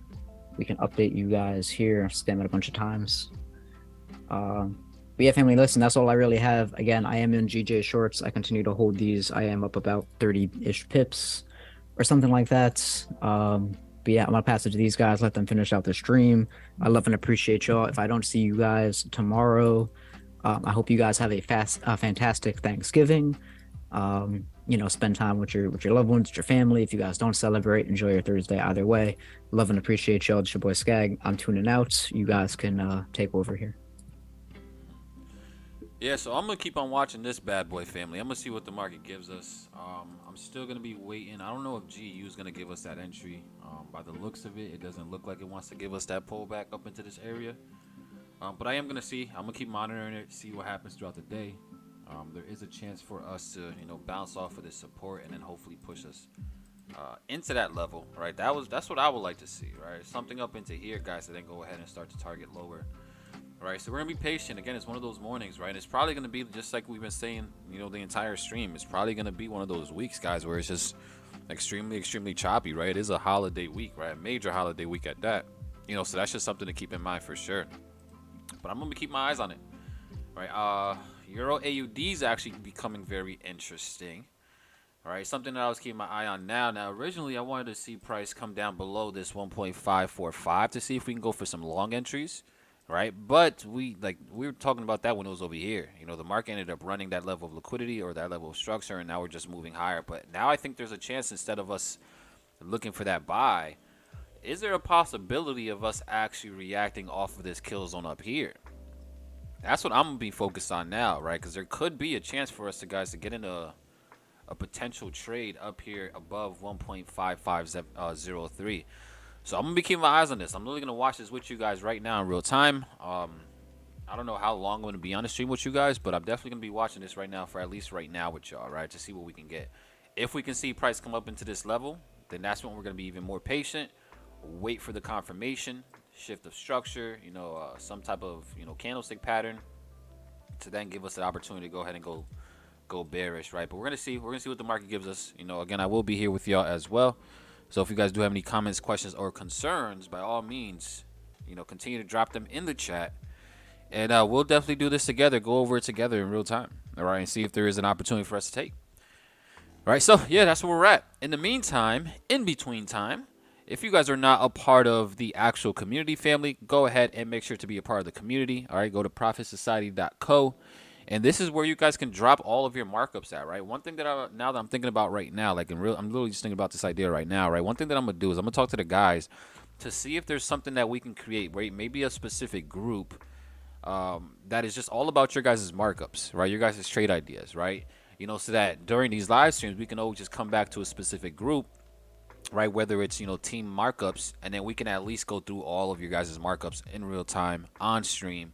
Right, and give you guys our thoughts and opinions, our honest thoughts and opinions on them, you know, just to, you know, help you guys out, all right? Because I know when I used to get pretty much confirmation, right, from somebody that I respected in the space, it just gave me a lot of confidence, right? Like if somebody that I know is good at trading says, yo, that's a really good markup, or yo, you're doing good, it just boosts your confidence, right, which is crucial. So that's definitely something that I want to do, you know. So I'm gonna talk to the guys to see if there's something that we can implement, you know, on the actual website itself, where it's just strictly for you guys to drop your guys' markups, so that we can eventually analyze it on one of the live streams. All right, so I think that would be pretty fire for sure, right?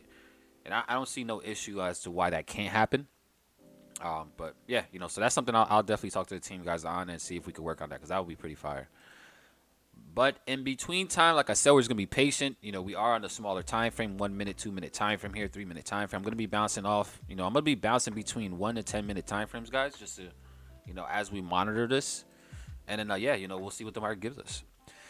Let's see. I like how you streamed Trump last time. That was a nice session. Yeah, that was pretty dope, right? It was a nice smooth session, right? Just watching, you know, the markets, but also seeing how the market reacts to, you know, somebody like Trump, right, and seeing what he says and things like that.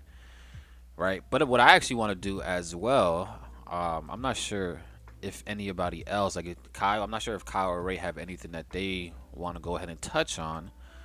But if not, I'm actually seeing if one of my favorite YouTubers, Mr. Meat Kevin, is on. He actually just ended a stream. All right, because that's what we could do, guys, right? We could pretty much just analyze fundamentals, see what's happening in the entire economics of the space. Just waiting until we actually get these setups, you know, because we just got to be patient now. All right, but yeah, he actually already went live, so we can't do nothing there. But yeah, so we just got to be patient. All right, let's just sit on our hands and see what happens. Let's listen to some lofi beats, and we'll just vibe out.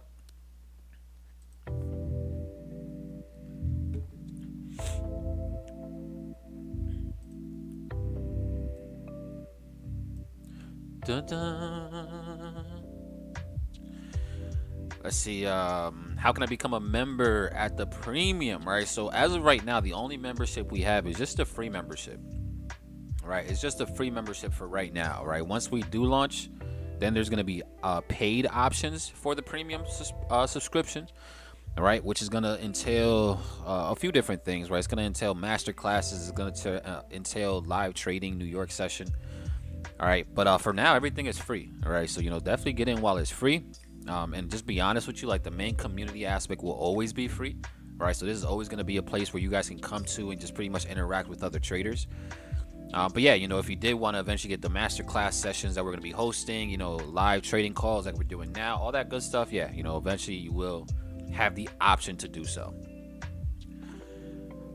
Let's see, can you analyze EU? Of course. Let's go take a look at EU, right? So I know, again, EU was called out earlier by Mr. Kyle. I see us pushing back up now, which is interesting, right? So I do think, and again, I am leaning still towards EU possibly continuing to drop, right? I would like to see that happen. But what I would want to see price get into, right, is above this, you know, this buy side liquidity, all right, which is going to be, you know, above this 1.028 level. If we can get up into there, and I mean, just by the look at price right now, there is a possibility. I think that there's a big chance that we do get up into this range, you know. But once we get up into that liquidity, guys, that's when we have to start, you know, waiting for price action, right? Because that's when we want to see that those confirmations for, you know, bearish market structure to show itself. All right, so yeah, that's what I would be looking for EU. I would like to take a trade, and this is just me, right? If you're already in it, then by all means, you know, I believe Kyle had made you guys go break even either way. So if you guys do get stopped at break even, or if you're just still gonna hold, that's fine. But this could be another opportunity for us up here, in my opinion, of course. All right, so that's what I'm looking for. I'm gonna see what the market gives us. You know, I'm only personally gonna be entering though if we break above this level right here. That's when I'll start looking for some plays. Let's see, CPI for JPY came out at 2.7%. Very interesting. Skaggs mentioned that if CPI stays above 3% and Fed slow down here, we can see this shift. That is interesting. I haven't even looked into anything with the yen. Did that news release over the past day or so? Or was it something that has already been out? Because I haven't even looked at that. Let me see.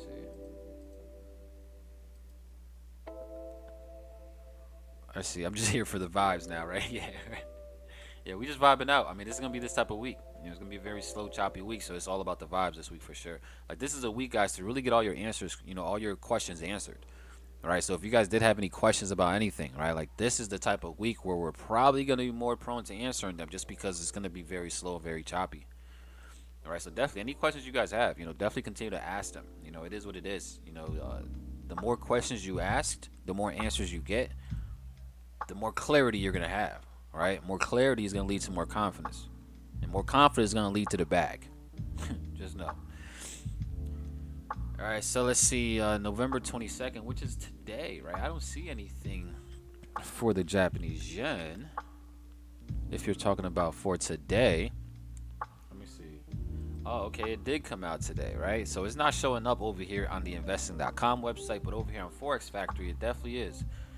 And look at this, actually, why they considering that as a yellow folder, a low impact folder, CPI data. Interesting, right? But look at their CPI is actually going up, right? So the Bank of Japan, guys, is now starting to see their inflation finally start to continue to go higher and higher and higher, which is low key what I'm not saying that they want to see their inflation go higher, but just their policies is pretty much promoting spending, right? Which is going to fuel, you know, inflation to actually increase, or CPI to actually increase. So now it's good, especially if they're seeing this thing continue, which is what it looks like. This is definitely going to be leaning into a potential shift in the Bank of Japan's policies soon. All right, especially now that we're getting closer to that 3% level. I mean, we went from 2% all the way to 2.7, right? That's actually a pretty big jump. So, yeah, you know, we do have to keep in mind and have that consideration in mind, guys, that the Bank of Japan might have to shift, right? They might have to really start to raise rates, right? They might have to start doing certain things. And if that happens, then, yeah, we could see an obvious shift in the overall market for sure as a whole. Right, so, yeah, no, that's a good point out, Eric, because I didn't even notice that they even had that today. Right, just because I look at this one, it wasn't even showing. What's up with you, investing.com? Like, how dare you? But again, it is because probably it's just a yellow folder, and I don't look at yellow folders over here on investing.com. Let me actually go ahead and bring it up. Let me see what we got here. Yeah, so it did actually show up. It's just a low impact news event. That's interesting. Very interesting. Yeah, I mean, again, just seeing the trend now, seeing that CPI is going higher, you know, that could lead to obviously a shift in, you know, the Bank of Japan's policies. All right. And if we do see that, then, yeah, you have to be prepared, because the market is absolutely going to react from that. Right. So that's an interesting catch, though, Eric. All right. Let's see. Finally, risk to reward is crazy. If we see that shift, yeah, it's very, very possible for sure. All right. So we're just being patient. We got Euro USD up, Euro AUD. Still not in that area just yet, right? Again, I'm gonna be looking at Euro AUD somewhere up at these highs, 1.5503. If we can get something up there, then I'll be looking for that bearish structure. Euro USD is also pretty much aligning with what I want to see with Euro AUD, that push up, so then we can go ahead and shift lower. So that's gonna be interesting to see if we can get that. The other ones, let's see, GU. You know, we're just being patient with GU, guys. This one is. Again, we're just being patient, right? You know, same concept though. We want to see the price come up higher and then go ahead and give us an opportunity to go lower. Right, buy to then sell off. So that's pretty much just a quick update on what I'm personally looking for.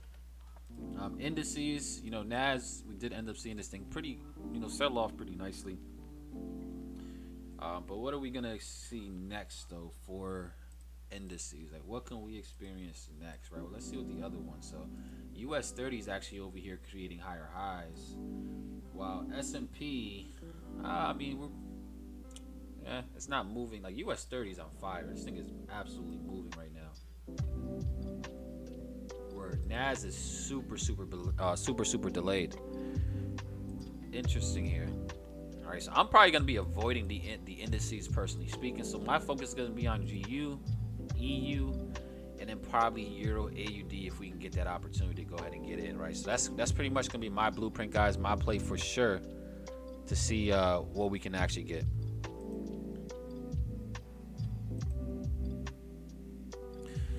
Let's see, what's your thoughts on how we're going to close this year for the year, and also what's your expecting hawkish sentiment from the Feds?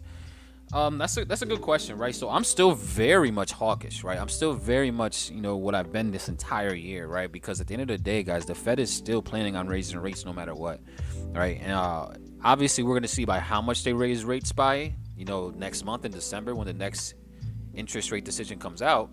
But they're still planning on raising rates, right? Whether it's 75 basis points or whether it's 50 basis points, they're still hawkish, right? They're still planning on raising rates, and they're planning on raising rates going throughout, you know, 2023, right? So I'm still very much, you know, trading the fact that I believe the Fed is still going to be hawkish, right? Which is going to be dollar strength, indice weakness, commodity weakness, things like that, right?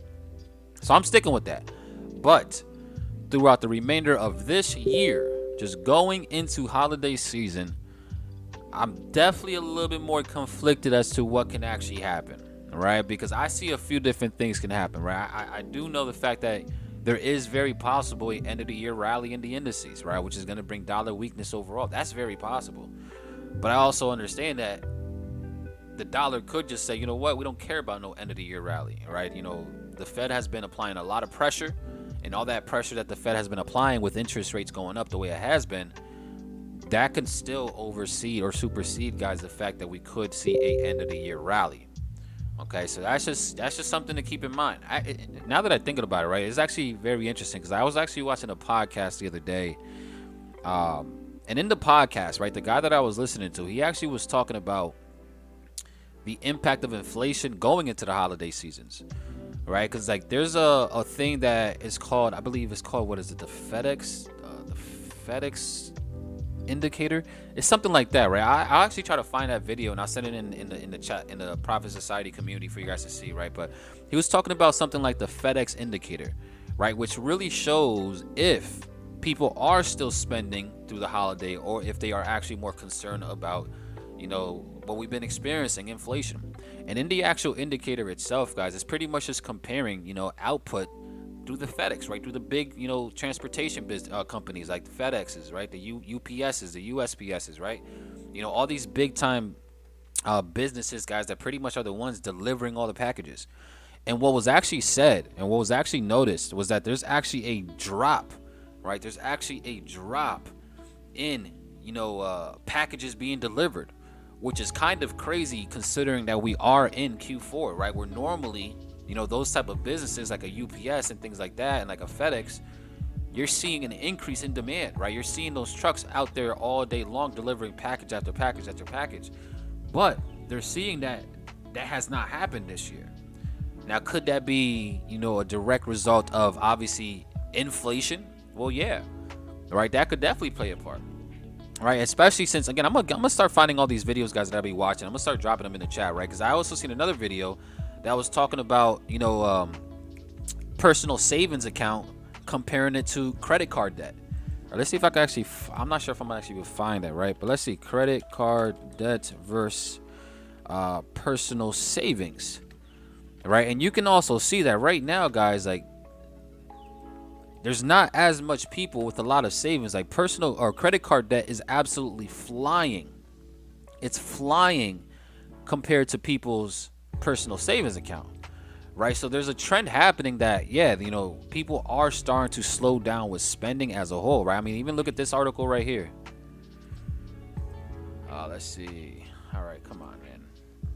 Allow. Yeah, that's fine. So even look at this headline right here, which happened last week, right? Credit card balances jump 15%, highest annual leap in over 20 years as Americans fall deeper into debt. Right, so the reason why this is happening, guys, because 2019, 2020, all throughout COVID, when everybody was getting stimuluses, and while all asset prices were flying through the roof, everybody thought that they were rich, right? Everybody thought that, you know, they had way more money than they actually had because of everything was inflating. But now, since we are in this more of a hawkish environment, we're seeing that actually reverse, right? Where people are realizing that they weren't as rich as they initially thought. So now, in order to cover all these, you know, expenses that they ended up garnering over the past couple of years due to them believing they were more richer than they are, now we're starting to see them having to depend on credit cards, right? So it's a whole big cycle, guys, right? That right now is definitely influencing these markets for sure, right? And it's something that, again, we have to be mindful of, right? So we are starting to see credit card debt increase. You know, we are starting to see, guys, personal savings, you know, at the lowest levels it's been in years. And all that is going to be a direct reflection of what the Fed has been doing with them raising interest rates, right? With trying to battle inflation. So when you combine all of that, and everything that I'm saying, guys, is going to lead to a point, right? So when you combine all of that, that, in my opinion, is still telling me that there's a lot more pain to come still. Like, I personally think we haven't, and again, I could be wrong, and I hope that I'm wrong, right? But I still think we haven't really even went through the big craziness just yet, right? I don't think we even experienced the overall bigger sell-off that we could see. And this is just my opinion, right? I could be completely wrong, but I still think 2023 is going to be worse than 2022. Right? I still think the, you know, equity markets are going to continue to collapse in 2023. Right? So don't be surprised about that, guys. Right? That we are seeing a lot more pain in 2023 to come. Okay, which just means we want to remain risk off, right? Risk off sentiment, in my opinion, is still going to be the way to go. All right, so that's a little breakdown just on a few things that I've been reading and just catching up on for sure. But let's see what we got here, guys. So Euro AUD is catching up. Euro USD is now finally still pushing up. All right, again, I want to see this thing above 1.028. 1.028. If we can get above 1.028, then that's exactly where I will be looking for bearishness to come into play. All right, but it is happening. It is coming up. So we'll see what the market does give us overall. Let's see. Let's see. So you're going to position yourself for long dollars and short indices, right? I mean, that's been the general bias for the longest, right? I mean, this entire year we've been riding with that specific sentiment all year long. And I still want to lean that way, even going into holiday season, right? I still think there's a very good chance for, for us to just stick with what we've been sticking with, right? So that's pretty much what I'm going to just continue riding. Can we get a video on how to properly backtest, right? I mean, you don't even really necessarily need a video for that. All you need to do is, go to any chart on the screen. All right, first of all, you have to have a strategy that you're going to be backtesting, right? That's number one. But then you want to go back on the screen. At the top of TradingView, there's a bar replay tool. Click bar replay and then go ahead and just, erase a portion of the chart. And now what you want to do is you want to actually go ahead and play that bar replay tool and just take these setups that make the most sense for you, right? Using the replay tool, right? And that's how you backtest. So like for an example, right? Again, this is just an example. Like hypothetically speaking, let's say you were, expecting some sells from this high range up here, right? This little extreme on the 10-minute time frame. So you will literally create your setup as it actually was, like something like this, right? Again, this is, I'm not sure, this is just me just setting it up. And then you just actually see how the market reacts, right? See what the market does. See, like for this one, you would have probably got stopped out.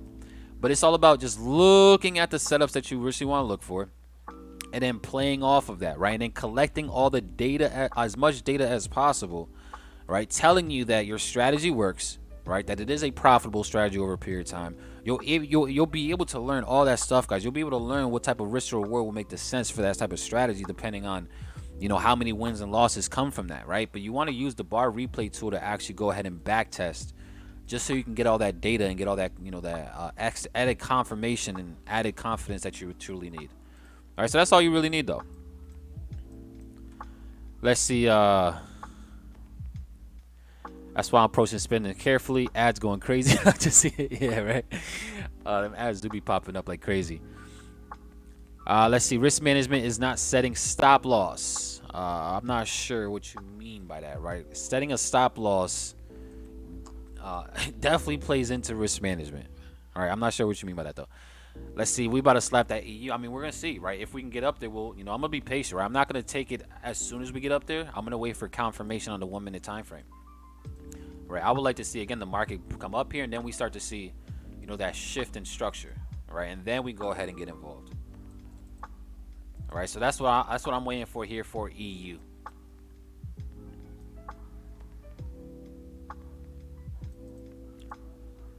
Yeah, that's what I'm waiting for sure.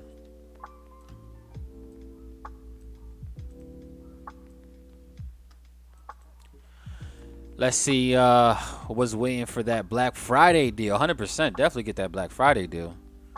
You guys should be having the paid version of TradingView just because it does give you access to more tools for sure.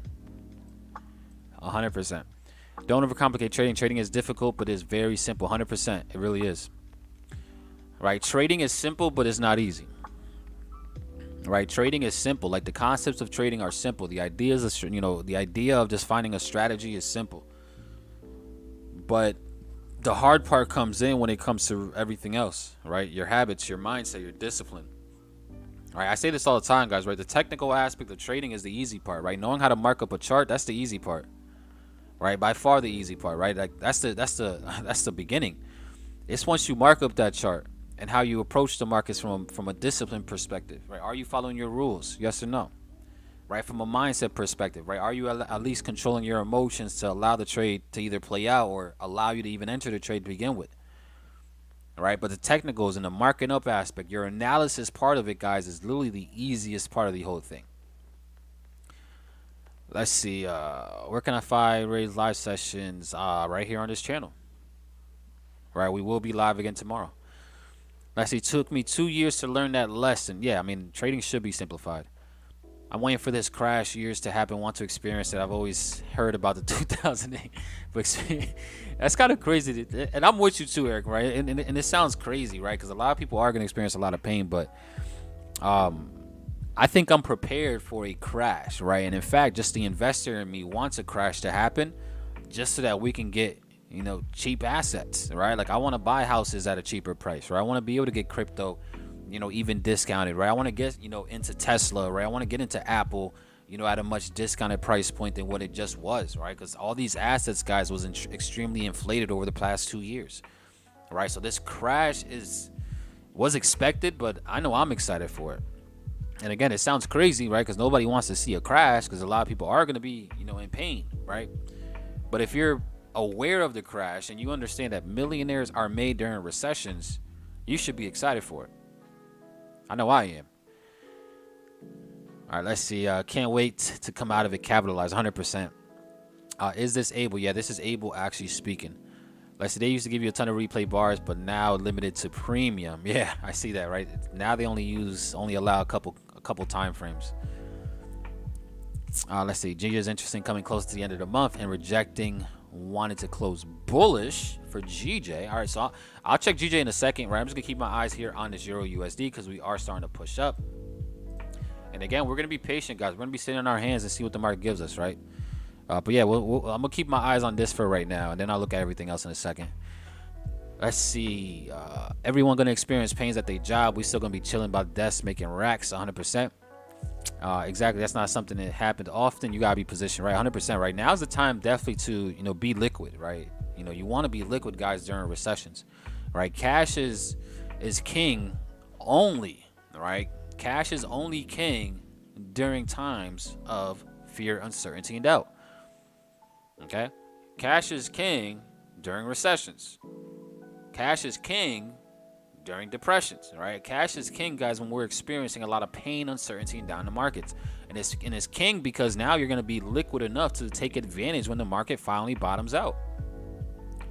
Right? When the market finally bottoms out, we're going to be good to go. Okay? So yeah, you know, that's definitely the best time to be liquid for sure is right now. Let's see. Yo, bro, gonna link you on IG. Yeah, for sure. Send me a message on Instagram. I got you. Let's see. People selling their items for discount already, fearing the economy increasing. Yeah, I mean, a lot of, like, this is stuff too, guys, by the way. Like, I know we've talked about this numerous times, right? Like, everything that we're seeing now with the unemployment, like, we're gonna start to see the unemployment rate finally start to tick higher, right? Which it hasn't for a while, right? You know, the jobs market, the labor's market, guy, has been the one thing that the Fed has pretty much just been depending on, right, to keep us out of a quote-unquote recession, because we still had a very tight job labor's market. But now I'm pretty sure you guys have been seeing the trend, right? You know, there's been massive layoffs across the board occurring every single week, right? You know, big time Fortune 500 companies are laying off thousands and thousands of employees by the boatload. Okay, and so and this is not stuff that is new, right? We spoke about this for a while. We've been speaking about this, guys, for a minute. I've been telling you guys that eventually we're going to start to see a lot of unemployment happen. So that's just the cycle that we're actually into right now. Right, but let's see what we got here, guys. EU is pushing up into our area. All right, we are starting to push up into this range. Again, I am going to be seeing how we play off of here. And I'm just going to be patient, right? We want to see, you know, again, some type of candlestick rejections, right? Confirmations before we actually go ahead and jump into this, right? But as of right now, we're going to see, right? We broke above this level of buy side liquidity. Let me actually go ahead and just bring this over here a little bit more. All right, so we are now above this level of buy side liquidity. Let's go ahead and put the check mark there. And now it's just all about sitting on our hands and being patient, right? The moment we get up into this kill zone, that's when I'm going to start to wait for reactions, right? I'm going to start to wait to see how we react above this level. All right, let me go ahead and just bring up the volume as well. See what the volume is looking like on these smaller time frames. All right, so like even right now, guys, like look at this bullish candlestick, right? This whole bullish sequence is pushing bullish, right? But there's really not that much volume behind this momentum, this push higher, right? There's really not that much bullish volume entering the markets whatsoever, right? So this is a good sign. But now we just got to be patient and see what we can get. Let's go back to the 1 minute. Right, so if we do close back below this level, Okay, if we do close back below something like this, then that could give us an opportunity, right? But we're gonna be patient still. Okay, here we go. So we're pushing up into our range. This is really my kill zone now. So now we definitely got to just be sitting on our hands and see how we react up here. If you initially wanted to take the trade, right, and I'm again just being patient because I want to show you guys exactly how to find those triggers, right? Like those actual entry triggers, right? You know, because once we get in our kill zone, you got to know exactly when it's time to pull the trigger. Okay, so that's why I'm doing it. What you could do, though, if you actually like the setup, you could literally just take the trade up in that zone, right, and just have your stop loss above the high, right, and just let it play out. But just for the purpose of the streams, I'm going to be patient. I want to actually wait for those actual triggers to show itself, okay? But as of right now, guys, we are seeing a pretty good reaction out of EU, right? Literally coming up, retesting this level of structure right here, right? Especially after we ended up grabbing buy-side liquidity and we ended up closing back below. Now, this is going to be very interesting, right? Because there's two things that I can see here, right? We can either just retest this one-minute candle right here, right, and then really start to drop, right? Especially since we ended up closing back below this buy-side level liquidity right here, this level of structure right here. It is very possible for this thing to actually go ahead and shift. But what I'm going to be waiting for is I want to see the market come back up and fill this wick, right? This 1 minute wick that we have here. I want to see how we actually act when we actually come back up to, you know, this wick right here, like inside of this range, right? How are we actually going to play, right? Are we going to give us another engulfing situation? Because if we do, then that could be our entry, right? Or is it just going to actually go ahead and run the wick and continue to go higher? So once we get up into this level up here, guys, this is where I'm now that we're getting this reaction. I'm going to start being a lot more cautious because this can be an opportunity for us to go ahead and get in, right? So again, I know I have, let me actually set up my trade before I miss it because I'm trying to explain it to y'all. Hold on. Let me set this thing up, man. I'm not missing this.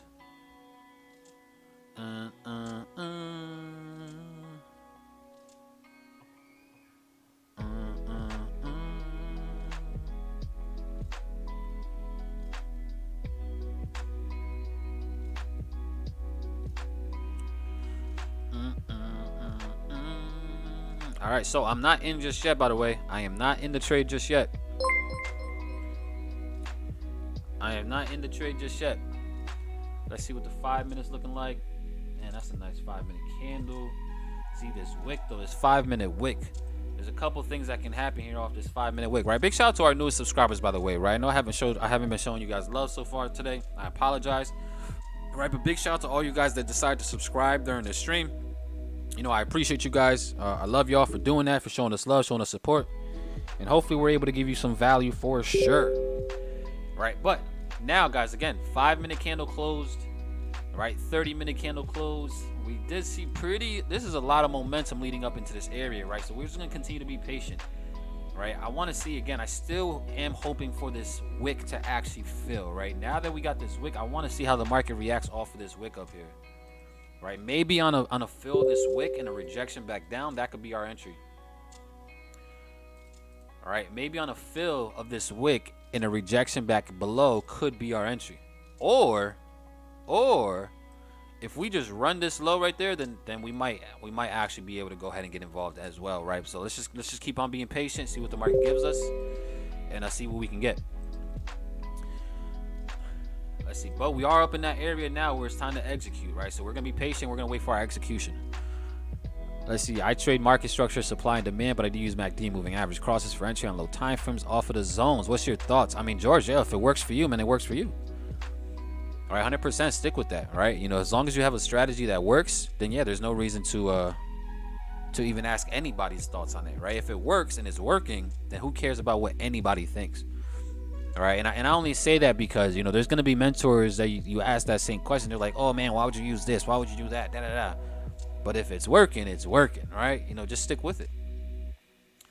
All right, so let's see, guys. We're starting to see this wick fill now. Now we want to be patient even more. All right, interesting thing about it, guys, is that we're still seeing low volume here for, you know, these pushes, right? Still seeing low volume, bullish volume at least for Euro USD. All right, so let's see where we're at. Let's see. We might be taking this. All right, if we end up closing below, we might be taking this. We might be, yeah, I'm taking this, guys. I'm in this. All right, I'm gonna be taking this trade. I'm gonna be taking it. I'm in it. Let's see. Damn, such horrible freaking. Nah, it's not. All right, so yeah, I'm in this trade. My stop loss now, since we'll be playing off of this high, right? My stop loss is gonna be for around 7 pips stop loss, right? A 7 pip stop loss. Okay, I'm doing it. Yeah, it's around. Actually, it's a 9 pip stop loss, because my stop is gonna be above this high right here, right? Above this 1.028 level. Right, so a 9 pip stop loss, which is nothing too crazy. You could also keep it all the way above the zone. Yeah, you could do that for sure, Eric. That's only a 13 pip stop loss as well if you wanted to keep it above the zone. That's also very possible. But I'm liking this, right? I'm liking how we're playing off of. I'm liking how we just broke the previous 5-minute candle, right? Risking 1%. All right, let me just mark this off so you guys can see it. Let's see. Yeah, it's going to be risking 1%. I would love to see this thing go ahead and go back all the way to the lows. All right, so we're risking 1% to go for around 3 to 4% on this. All right, risking 1% to go for 3 to 4%. So that's not bad. We can target, again, initial lows down here, relevant lows right here. We can target this level. This is going to be sell side liquidity. All right, and then we can also potentially target, again, this low right here. Just targeting various levels of structure, which is going to be giving us opportunities to find liquidity. And then all the way back down to the lows as well, right? Because I think there is a chance for us to really just go ahead and continue dropping, right? And again, I could be wrong. That's why we're, practicing proper risk management. But yeah, this is what we're looking at right here, guys, for Euro USD. Right, so let's see how it plays out. Let's see what else we got here. Only put 0.50%. Yeah, that's perfect, right? I'm only risking 1%, right? Because at the end of the day, the market's gonna do what it wants to do, right? So I'm very, very big, guys, on following my risk management rules, right? My risk management perimeters, like, I don't play around with that, right? I know that I'm not 100% accurate, right? It's not gonna happen, right? No trader is 100% accurate. And at the end of the day, the market gonna do what it wants to do. All right, so that's why I'm comfortable risking 1%. The setup looks good. It looks very juicy. So now we just deal with the consequences, right? We're either going to, make 3% on this trade, 3-4%, or we're going to lose 1%. But the setup looks good.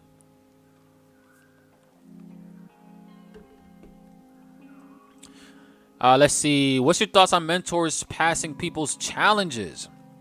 I mean, to each their own, right? There's certain people that, don't have the patience to actually learn how to trade. All right, there's people out there, guys, that just can't. Right, they just can't sit in front of the computer, or they just have no motivation to actually learn how to do it.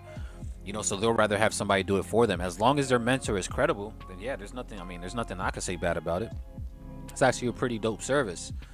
All right, if you can pass people's challenges like consistently, that's a dope service to offer. You know what I'm saying? But it's to each their own. Whatever makes sense for them. I had the same point of interest marked before joining this live. I'm expecting that major low to be taken. Yeah, I'm with you too, Luke, right? I think I really want to see downside, right? I think that we could obviously go ahead and target, all this sell side liquidity for sure, right? So that's going to be my play, right? My play here for Euro. And just based off how we ran this liquidity right here and we're seeing those rejections, I like the entry, right? The entry made a lot of sense. So now we just got to be patient and let the market do what it does. Right now, we just let it play out. Let's see. You took a lot of losses in the past that made you sharp. Oh, 100%. Right. Like I said, I'm fully transparent, guys. Like my first 3 years of trading, all I knew was losses. Right. Like it's like I would deposit money on Friday when I used to get paid for my job, and then by Tuesday, Wednesday, the account would be blown. Like I wouldn't even make it a full week of having an account funded. Right. And it was because I was so I had no discipline at all, right? Like I knew that risk management was important. I knew I should have been, risking 1%. I knew what I should have done, but my discipline never allowed me to actually do it, right? Like it just wouldn't, all right? So yeah, my first few years, man, the markets humbled me to a point where it made me follow risk management, especially if I wanted to do it full time. Like I had to really perfect risk management. I had to really perfect discipline. And thank God it did it, right? Because now we're, 8 years in, and it's been an amazing journey, all right? I sacrificed my first 2-3 years of them losses and them learnings and them lessons to now I haven't worked a job in 5 years, right? Which is kind of crazy, right? Kind of crazy, right? It's been 5 years now since I last worked a job. That is just insane to me. That just blows my mind still to this day. All right, because I used to do the warehousing thing, right? I was a warehouse worker, you know, so I used to pick up boxes all day long, put them down, pick them up all day long, put them down. So to go from that, from picking up boxes all day long to putting them down, man, just to now all I have to do is push a button and make money. Oh man, it's a different type of feeling. Different type of feeling for sure. All right, let's see. Let's see. Up 3% on the week. I'm done. Just gonna wait for my payout. Let's go, Devin. Family, we're out to Michigan, right? Who's going to Michigan with me so that Devin can buy us some steak, right? Devin owes us steak. Devin owes us some drinks, right? Devin owes us a bottle of 1942. Like, yeah, I'm out there to Michigan. Right? We out there. Let's see. I struggle to enter, bro. I get too fearful of being wrong. 5 years in the game. I mean, Luke, how much have you back tested, right? You know what's crazy? I actually wrote a post. I actually made a quote about this, right? The other day. I said the fear of losing is worse than actually losing. Sheesh. Right? This is what I said, right? The fear of losing is actually worse than actually losing. Right? And that's one of those things that we really have to work on overcoming. Right? Because that fear, that's an emotional thing, right? Those emotions is never going to allow us to trade the right way, right? Our decisions are always going to be influenced by how we feel, our thought process, right? So having that fear of losing is something that has to be overcome. Like, you have to overcome that if you really want to see results in this. And it's not going to be easy, all right? It is a process, but that's why you have to back test your strategy, forward test your strategy. Use a trading journal, right? Document your process, document your trades. When you do all that, the reason why we say to do all that stuff, guys, is so that you can remove all these emotions. All right, your emotions will be a lot easier to control if you actually had hard evidence that your strategy was profitable. But most people don't take time out their week to actually do anything that's going to help them gain that confidence, right? Like back testing, forward testing, things like that. All right, so you have to pay attention to it. Let's see, Euro AUD. Let's see Euro AUD. Where's that at? Okay, Euro AUD is up in that level too. All right, Euro AUD is also in this range, guys. So similar concept, right? So I'm not gonna jump into Euro AUD just yet. We'll still need to wait for a little bit more confirmation, right? Again, for Euro AUD, if we can see this market now shift lower off of that level and then give us another pullback, then that will be an entry all day long. Right, I want to see confirmation. I want to see evidence that we're, starting to see selling pressure, right? And then maybe on the retest, then we can go ahead and jump in here on this 1 minute time frame. But it is in that area, right? It's at our kill zone. Super, super interesting play here. Now we just need that confirmation. Right, that definitely looks good though. It looks absolutely good. I'm just gonna keep my eye on Euro USD though, because this is the one that we're already in right now. As of right now, guys, Euro USD. I mean, it's nothing crazy. We're about 2 pips of profit. Right, 2 pips of profit overall, nothing nuts, nothing crazy, right? But overall, we are starting to see these rejections that I like, right? Right, so it looks very good. Let's see what else we got here. Bring your coats is going. That's a fact, right? I'll be out there during the summer, bro. Let's see, and doing what you love is a mindset shit. Yep, that's why I said it's hard being an employee. It really is. It sucks. I remember being in that position, going to 9 to 5, losing money, but the only reason I feel like I was in that position because my financial situation. 100%. That's actually a great point, Eric, right? If you are trading on a budget, right, and I say this in the most nicest way possible because this was me.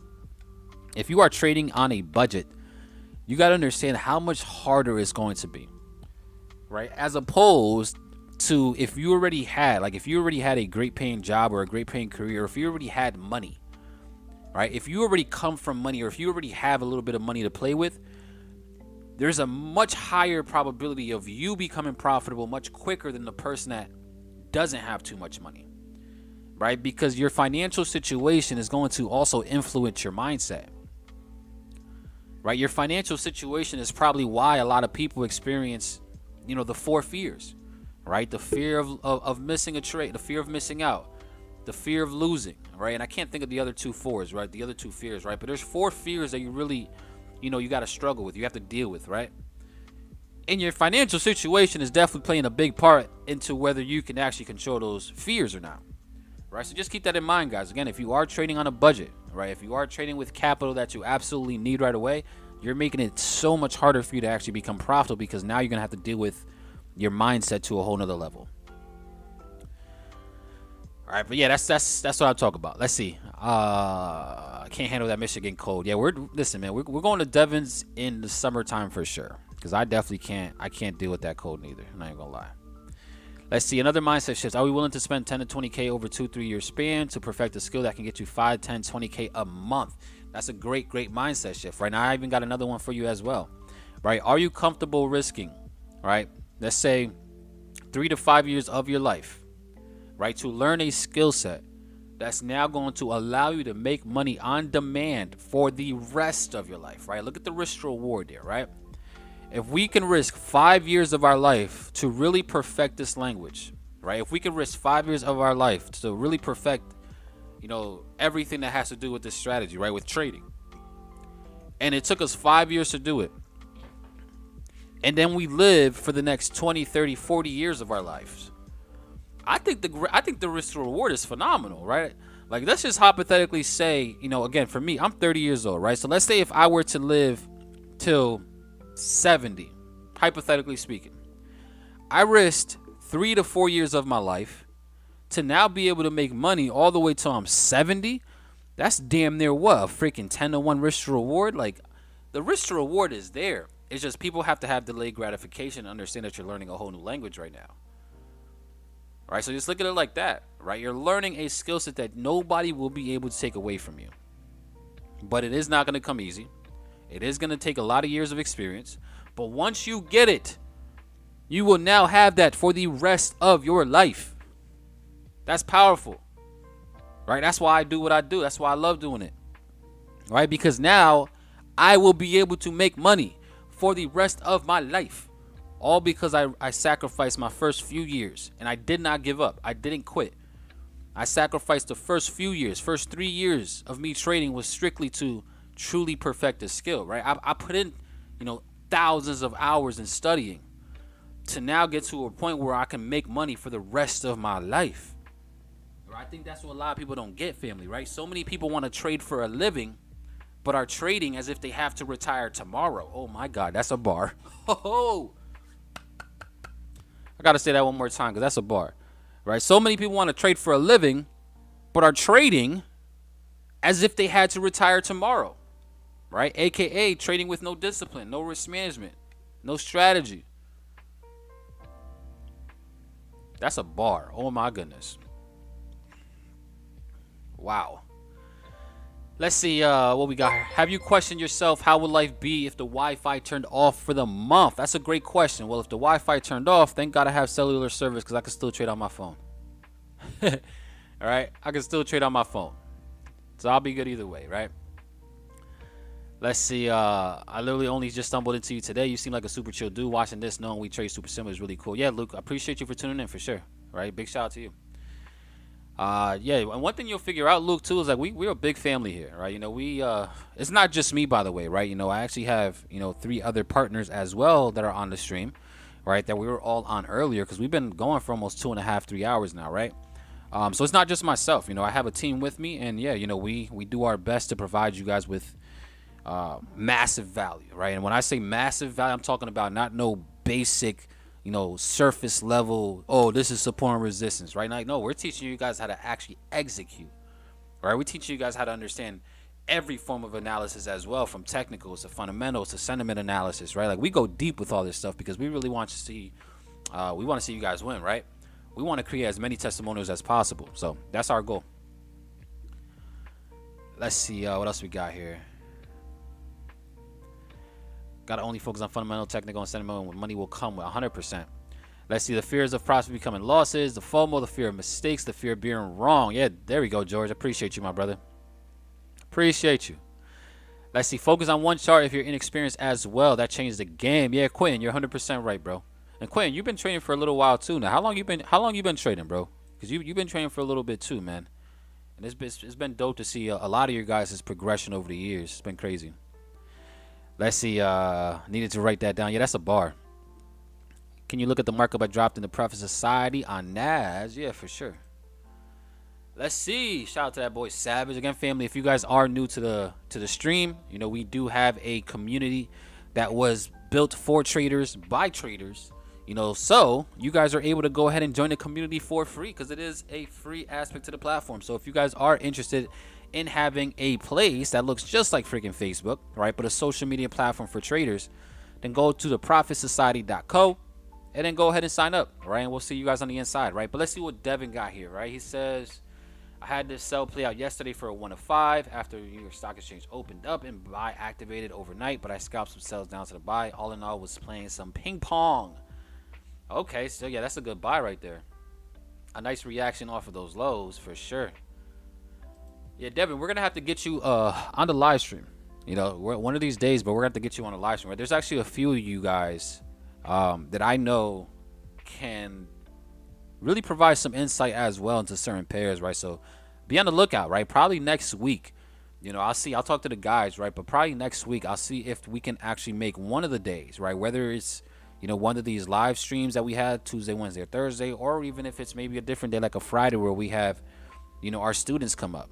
You know, we have you guys come up, right? We have you guys come here and be the teachers, right? You teach us how to trade, right? You teach us what to look for, right? So I think that would be pretty fire, right? So yeah, we could definitely go ahead and, you know, and look for that for sure. Let's see. So let's go back to EU. EU, let's go. We need you to just tank already, baby. Come on. All right, so Euro AUD, you said go back to Euro AUD. Let's see where we're at. So Euro AUD, again, we're just chilling right now, guys. I'm still being patient. We are getting some good reactions, though, from Euro AUD. Right, if we can get an engulfing, again, we are on a smaller time frame, by the way, right? 2 minute, 1 minute time frame, but like this looks like a good entry, guys, right? Especially if we close as a strong engulfing, I would consider taking that, right? Risking 1%, stops above the high, right? It's around an 11 pip stop. I mean, taking that where the entry is going to be closer to like a 15, 17 pip stop. If you were to take it where current price is, but I think this is very good. I think this thing is probably going to drop. Yeah, look at this. This thing looks primed to actually go ahead and drop. This is what we want to see, guys, right? When I'm talking about like waiting for price to get into that kill zone, waiting for confirmation like this. See, now we're getting confirmation. Now we're getting it. So even now, if you were to take this trade, right, on the closure, if we stay below, see, now you can even potentially roll your stops a little bit closer, right? Because now we really don't want to violate this high again, right? Because if we violate that high, then we're probably going to go all the way back to the other high anyways, right? So now if you were to take this, stop loss could probably be right above this high now, right? Like super tight stop for around 13 pips, risking 1%. And yeah, you know, there could be a play there for y'all, right? There could be an opportunity to go ahead and get involved. All right, it doesn't look bad. It doesn't look bad at all.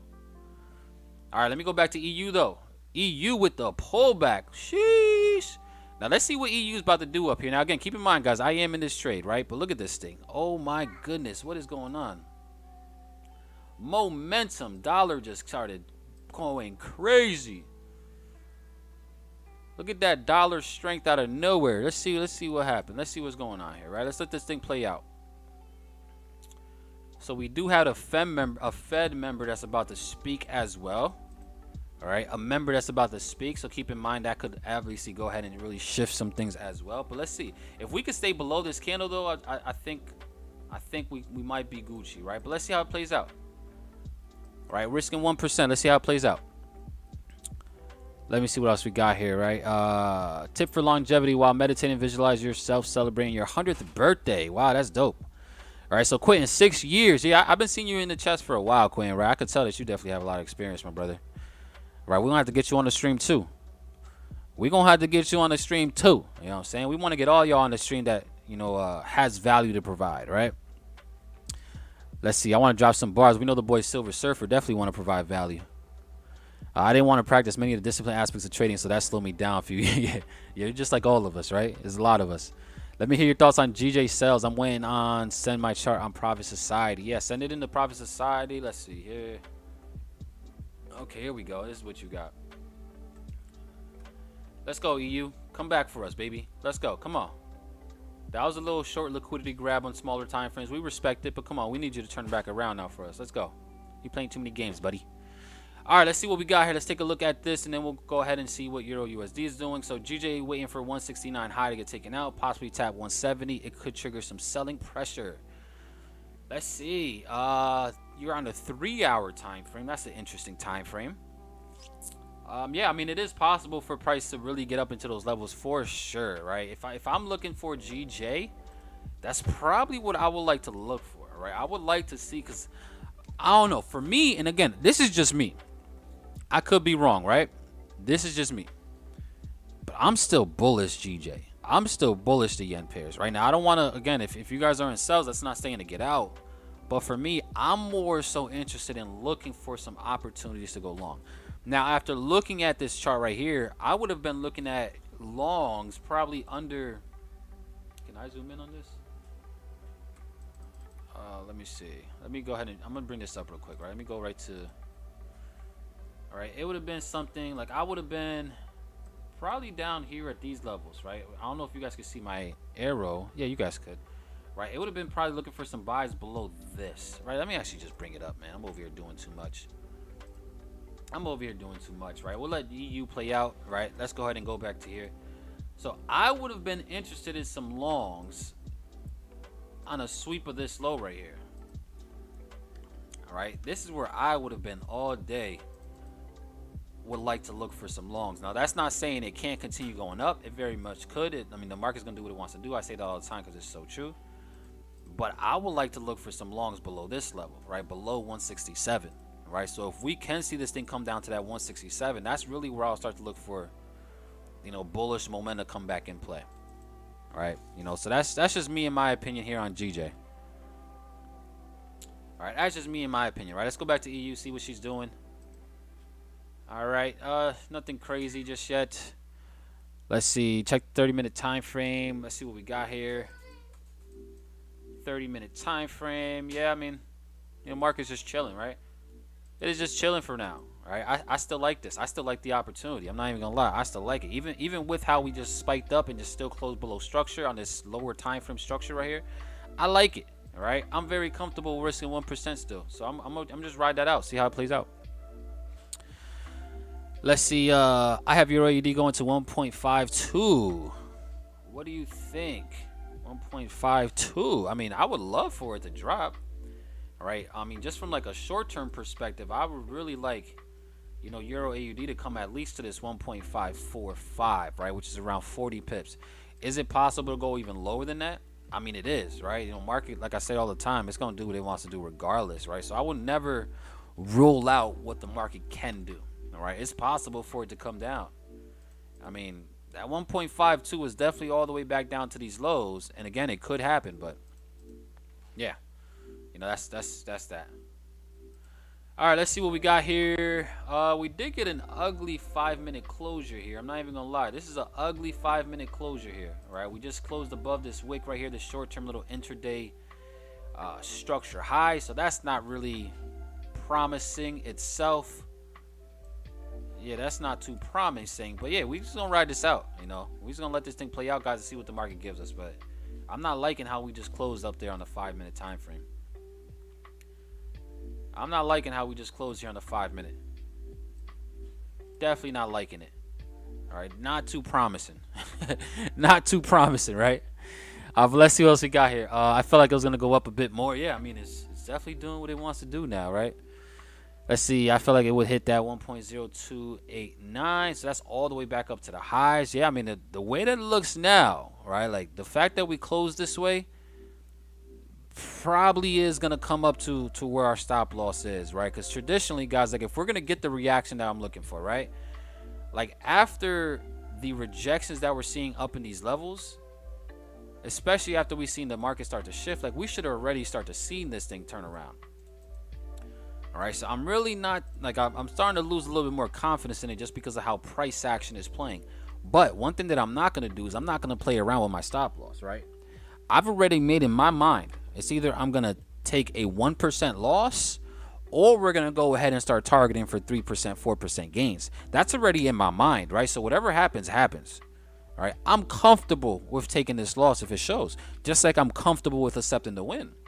Right, just like how you guys want to accept the win, you also have to accept the loss as well. That's just a part of the game. Right, treat your losses and your wins, guys, the same exact way. And I know it's hard to do, right, because nobody comes in with the intentions of losing, right? Like, that's not the point, right? We don't want to lose, but we have to respect the fact that it's possible.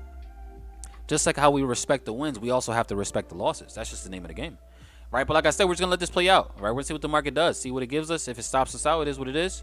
It was still a great trade idea, great setup itself that followed all my rules, and yeah, we'll just deal with it. Let's see what else we got here. Can you take a look at my NAS? Yeah, let's go take a look at that real quick. Let's see what else we got here.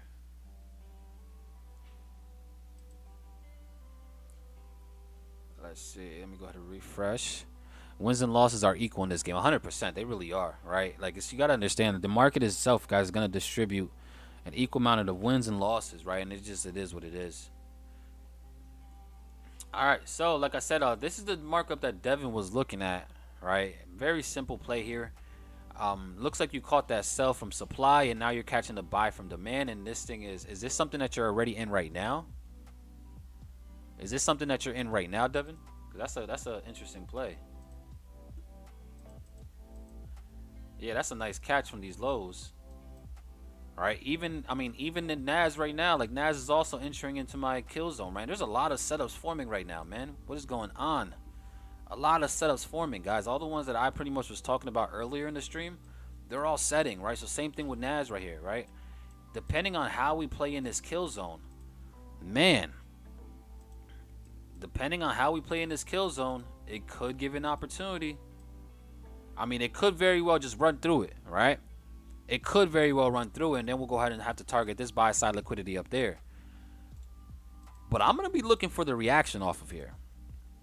All right, I'm going to be looking for the market to come into here and then give us, you know, some type of a play to just keep us in this range, right? I don't know. I think this entire week, guys, is leading into, again, holidays. It's going to be a very choppy week.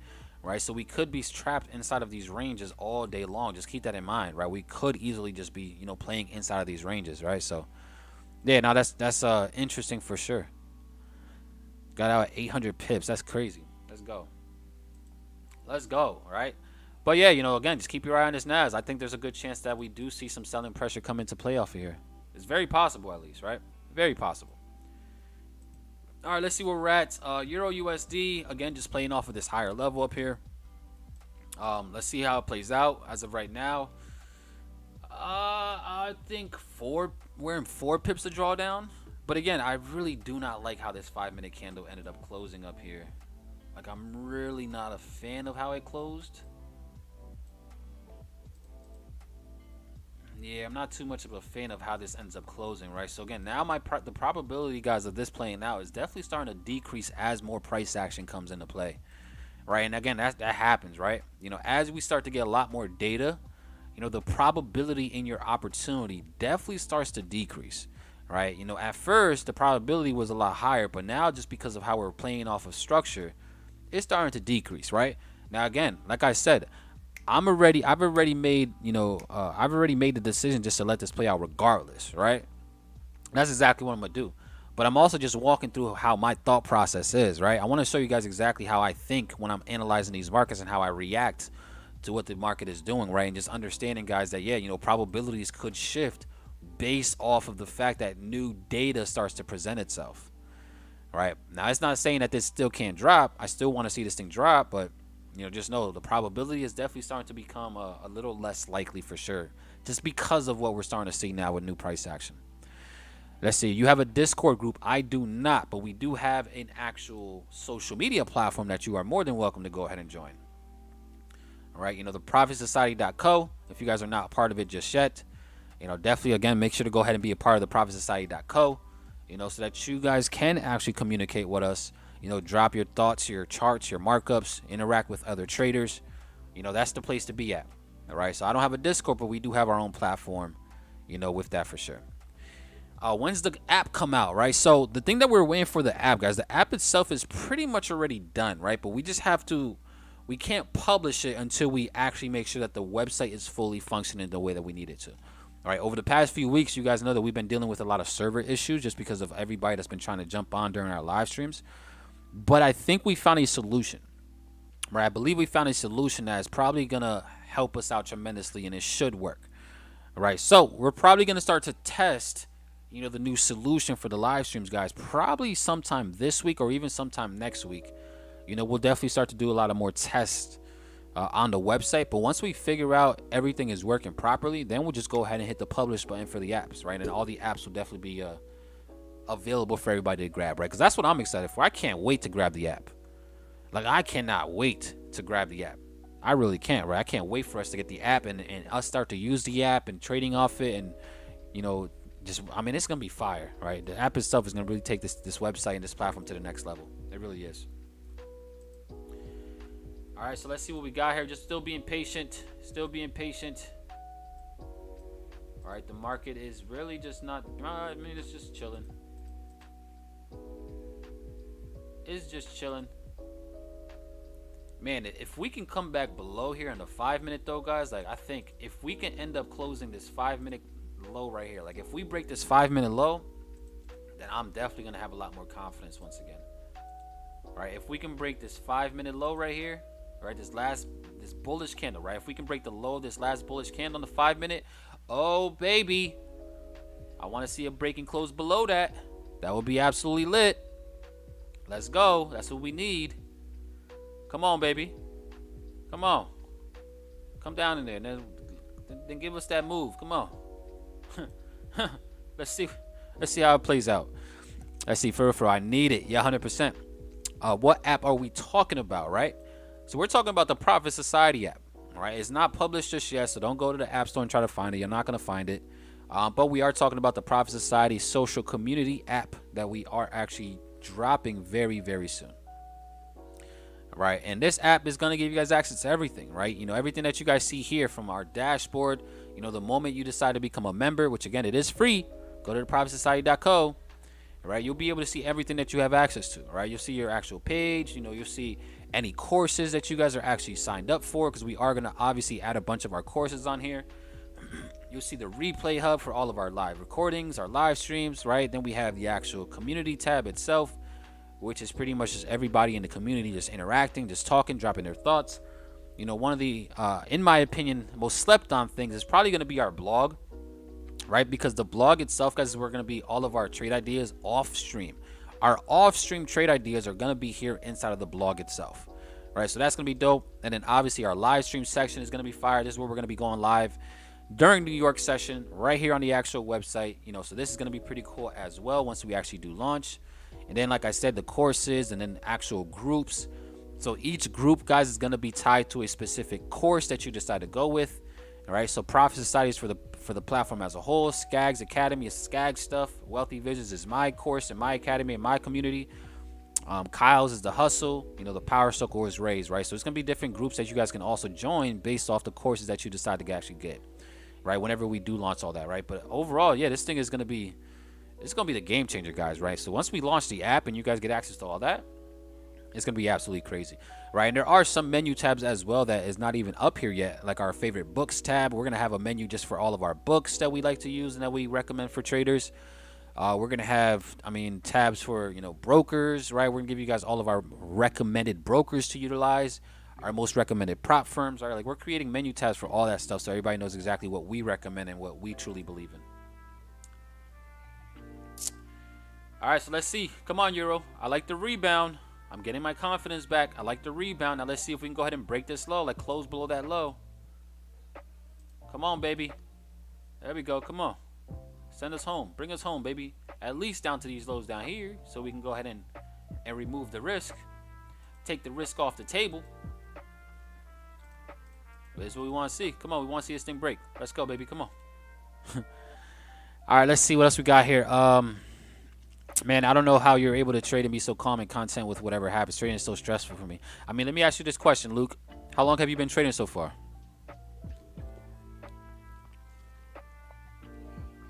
How long have you been trading?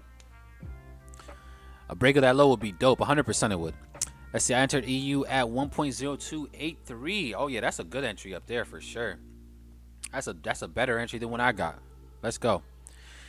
Let's see, gold breakup structure. Let's take a look at gold. Let's see what gold is doing. Gold is nicely dropping. Okay, gold. Yeah. Gold is dropping nicely.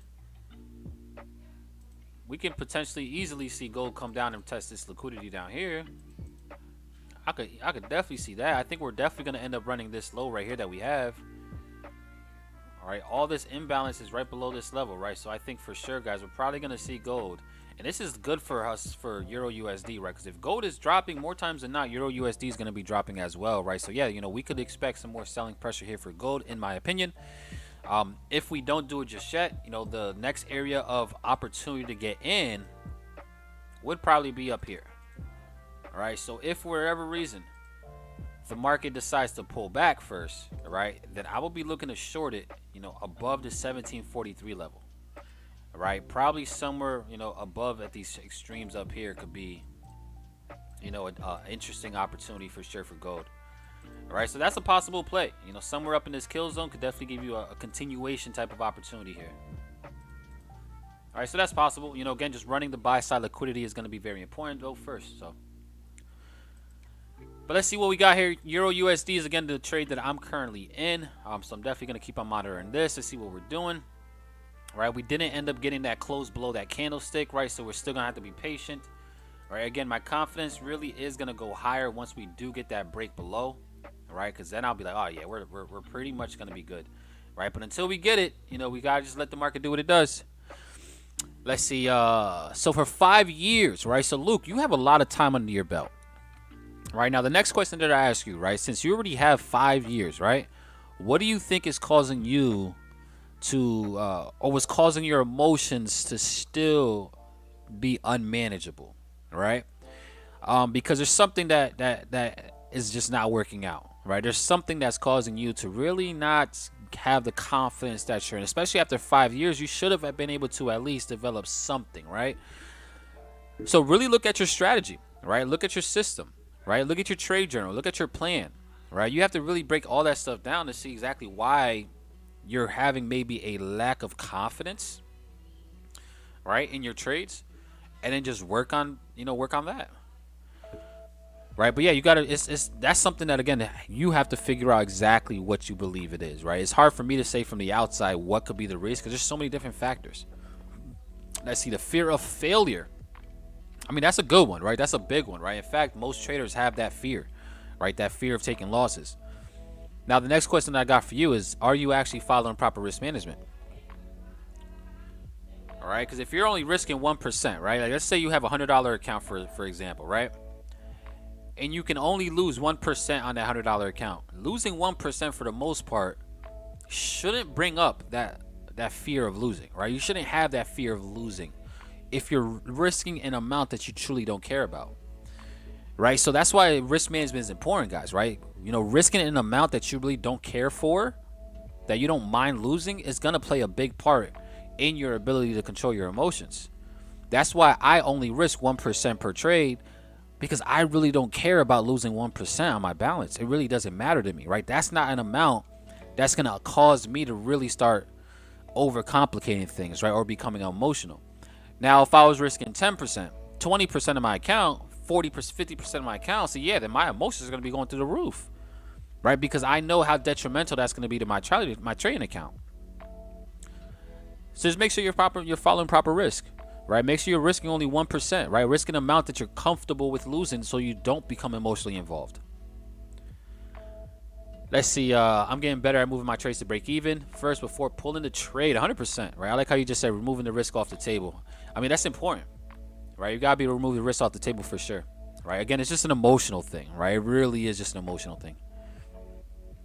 Let's see, Dixie up and other assets down. Yeah, that's my long-term play as well, Kevin, right? That's been my bias pretty much this entire year. Literally the entire year, right? We've been pretty much calling dollar strength the entire year. I mean, since last year, I've been calling dollar strength. All right, so yeah. Let's see, AFAX and Devin, I've been focusing more on letting things ride out so I can go break even, just holding my position. Yeah, 100%. Let's see. Yeah, I risk 1%. If I lose, say, 5 in a row for whatever reason, I'll drop down to 0.5% until I get down. I mean, that's a great plan, Luke. So then you got to just trust. It seems like it's not even the fear of losing that you're more worried about. I think it's more so your ability to predict the trade itself, right? Like actually coming up, you know, with a setup that you have confidence in, right? That's what I think it is, because your risk is great, right? You're risking an amount that really shouldn't affect you mentally. But I think your confidence in your strategy is where you're lacking.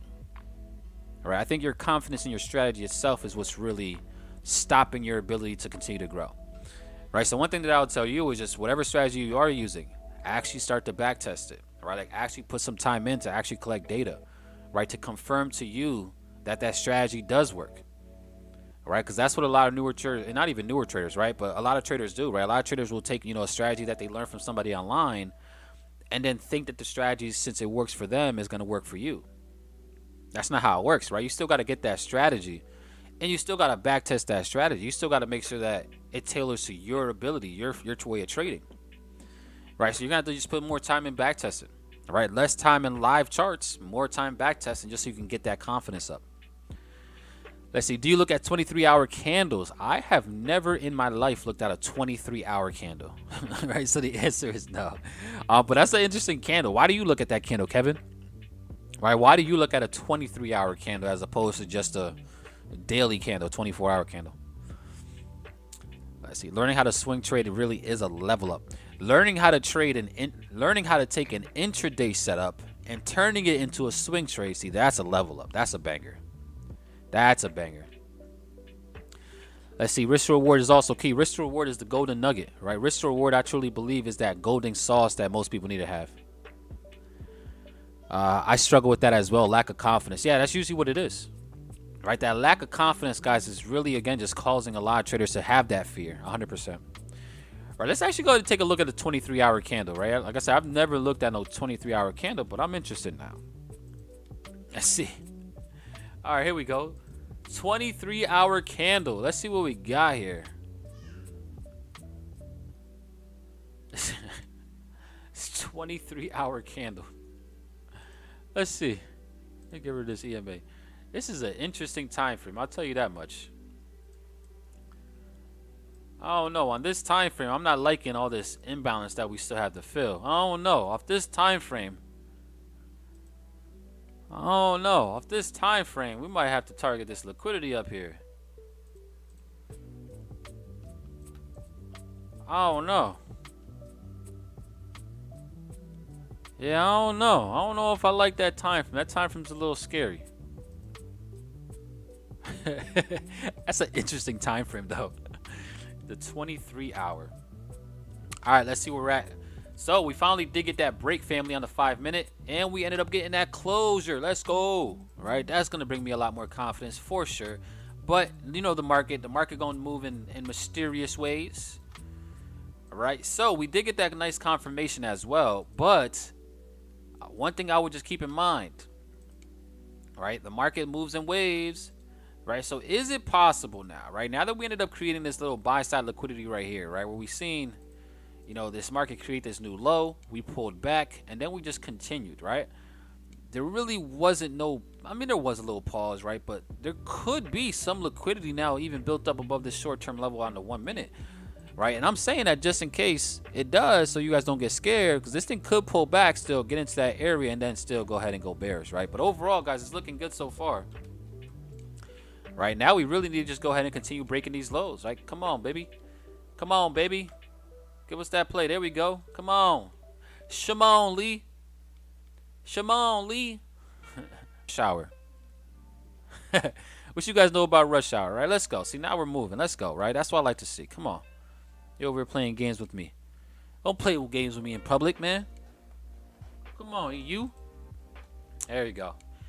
All right, so now we're looking good, guys. Much better. Up around 8 pips, right? 7 pips, so nothing crazy, right? But this is giving me a lot more confidence again. All right, I'm getting a lot more confidence back into the markets. Let's get it.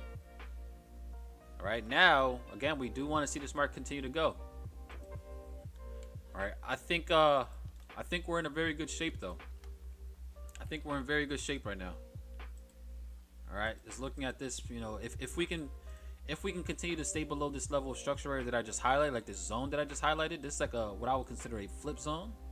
Yeah, I would be very interested in still, you know, riding this thing out. Let's see. Yeah, if we can continue to respect the flip zone, I like it. I like it. Come on, baby. Let's go.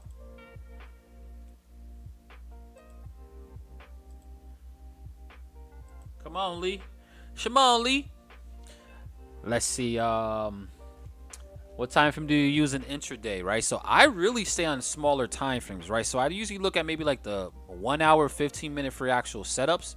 Usually like the 15-minute and lower now, but everything I'm doing is a lot of just lower time frame setups and opportunities, right? So I'm on the smaller ones. I'm on the 15-minute, the 10-minute, the 5, the 3, the 2, the 1, right? You know, because I'm playing off of these intraday ranges more than anything. All right, so let's see how we do it. Come on, baby. We need you to continue to drop. We don't want you to react off of this zone. Don't do that. That's not what we want. We want you to just go to, you know, just drop it ready for us, baby. Let's see. I like the black. There we go. All right, come on. Come on, Lee. All right, we got to see how we play off of this now, because now we're starting to, again, you know, break these levels. Look like we just might have grabbed some more liquidity even below here. Because, yo, the market moves sideways like crazy, right? You know, that's just how it works, right? Buyers and sellers are constantly entering the market. But it looks like we might have just grabbed some liquidity below here, and now we're starting to push right back on up. This is the type of week it's going to be, by the way. All right, this is the type of week it's going to be. Very choppy, right? Holiday week here, guys. It is Thanksgiving week, right? So be careful of that, right? A lot of choppiness in the markets. This is the type of week it's going to go. Very choppy week. You got to have patience in these type of markets this week. Let's see. I mark up the small ones and set limits. Okay. Discount levels or breakers. Nice, nice. What's your account size? I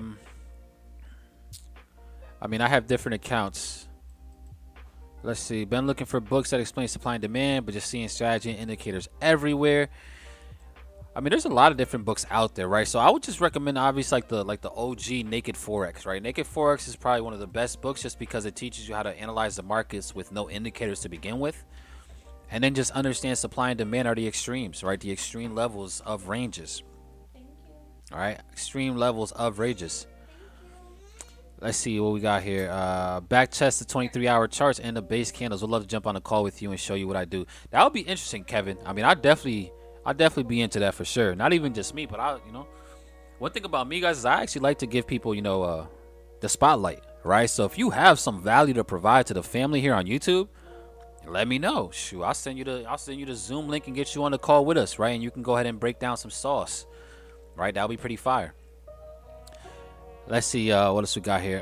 Buy Skags is savage for long in BTC. Did you take it? I did not take no cryptos at all. All right, I personally did not. I didn't take anything. All right, I didn't. Let's see. 11 pips. I'm out. Okay, nice. I'm still holding. All right, I'm holding this bad boy. Right, I'm holding either towards I go to. There's only a few things that I'm doing here, guys. It's either I'm gonna get stopped out, right, for a 1% loss, or we're gonna go for 3%, 4% gains.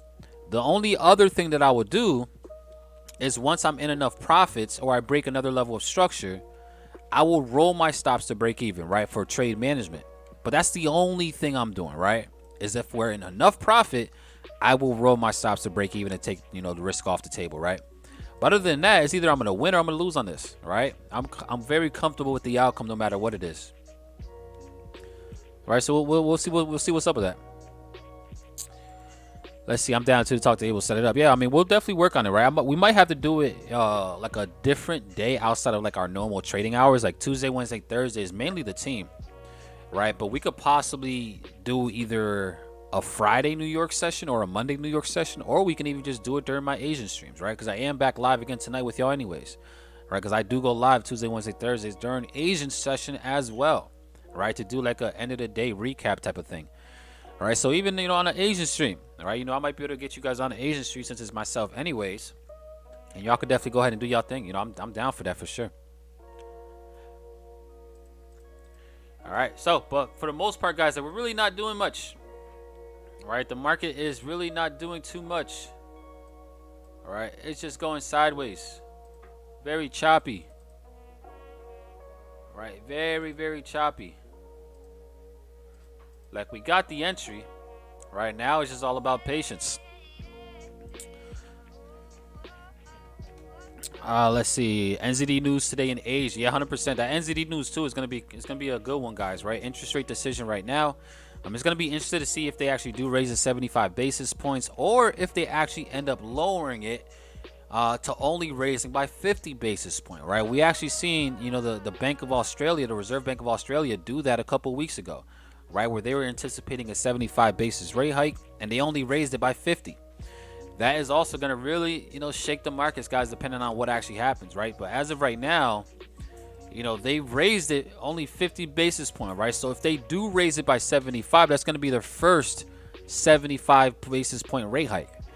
That is probably going to bring strength to the New Zealand dollar, right? Something to keep in mind, guys, right? As interest rates go up, right, the value of the currency can traditionally go up as well. Keep that in mind, right? As interest rates go up, the value of the currency, the strength of the currency should increase as well. Now, that's not saying it's just gonna, you know, to buy NZD USD. I mean, it is possible, but you also have to compare, say, my trades. Like, there's just none at all, right? I just take the trade and I allow it to play out, right? If it takes 5 minutes, it takes 5 minutes. If it takes 5 hours, it takes 5 hours. All right, 100%. Let's see. Do you have a recommendation on a broker, right? So there's a few different brokers that we recommend as a team. One of them being Prosperity FX is one of the brokers that we recommend. In fact, we're actually working out a potential deal with Prosperity FX to possibly be our main go-to broker, right? Just because, you know, we have some connections with those guys, right? But Prosperity FX is a good one. Nash Markets is one of the ones that I personally use. I also use FX Sway. All right, so we'll probably say those three brokers are the ones that we probably would go with, right? But the coolest thing is, guys, like, again, once we do officially get that tab up, you know, we are going to have a broker tab pretty much explaining all the most important things that you need to look out for brokers, right? You know, because there's a lot of different things, guys, a lot of different aspects to the broker game that you want to be aware of, right? So we're going to have a tab for all of our recommended brokers, what to look for, what to look out for, and all that good stuff as well. So that's going to be cool. Let's see what we got here. Getting towards that lunch hour, volatility tends to drop until afterwards. 100%, George. George, man, it's been amazing to see your progress as well, George. Right, shout out to you, my brother. I appreciate you. What's your streaming timing, right? So we do go live Tuesday, Wednesday, Thursdays for New York session as a company. And then I also go live Tuesday, Wednesday, Thursday for Asian session, right? So at 8 a.m. Eastern Standard Time, and then at 9 p.m. Eastern Standard Time is pretty much our lives. Let's see what we got here. Sponsored by FX Summit, amazing market. You guys should think about it, since you know chart. I mean, yeah, there's a lot of things in the work area that you guys are gonna find out for sure. One thing I'm actually gonna talk to my guy Roy to see if we can actually do like a joint stream together one day. All right, you know, live on his channel, live on our channel. I feel like it'll be great conversations for sure.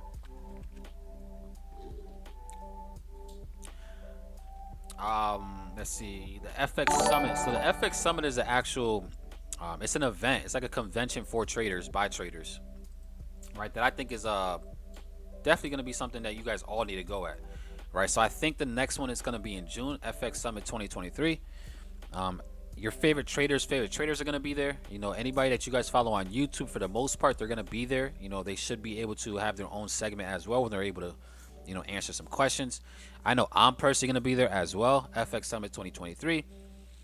That's going to be pretty fire. In fact, I'm also probably going to be teaching, right, according to what Roy's telling me. So that's going to be fire as well. But yeah, we'll see what happens. But yeah, you know, once we do get more information on that, guys, just be ready, right? In June, you know, we're all going to be at the FX Summit 2023.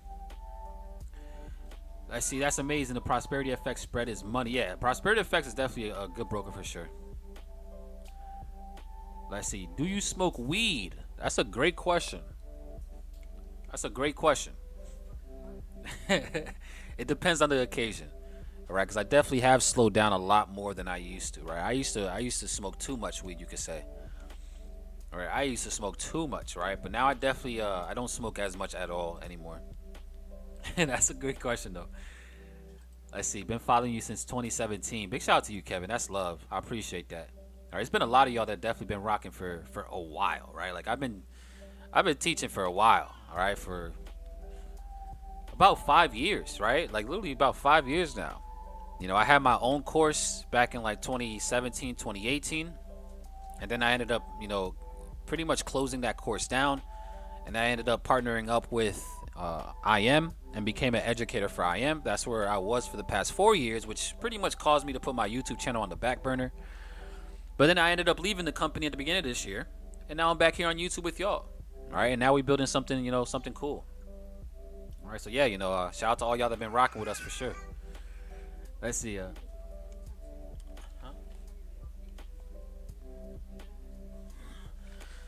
All right, let's see what we got here. I'm there this year, 100%. All right, InvestFed is also going to be fire too.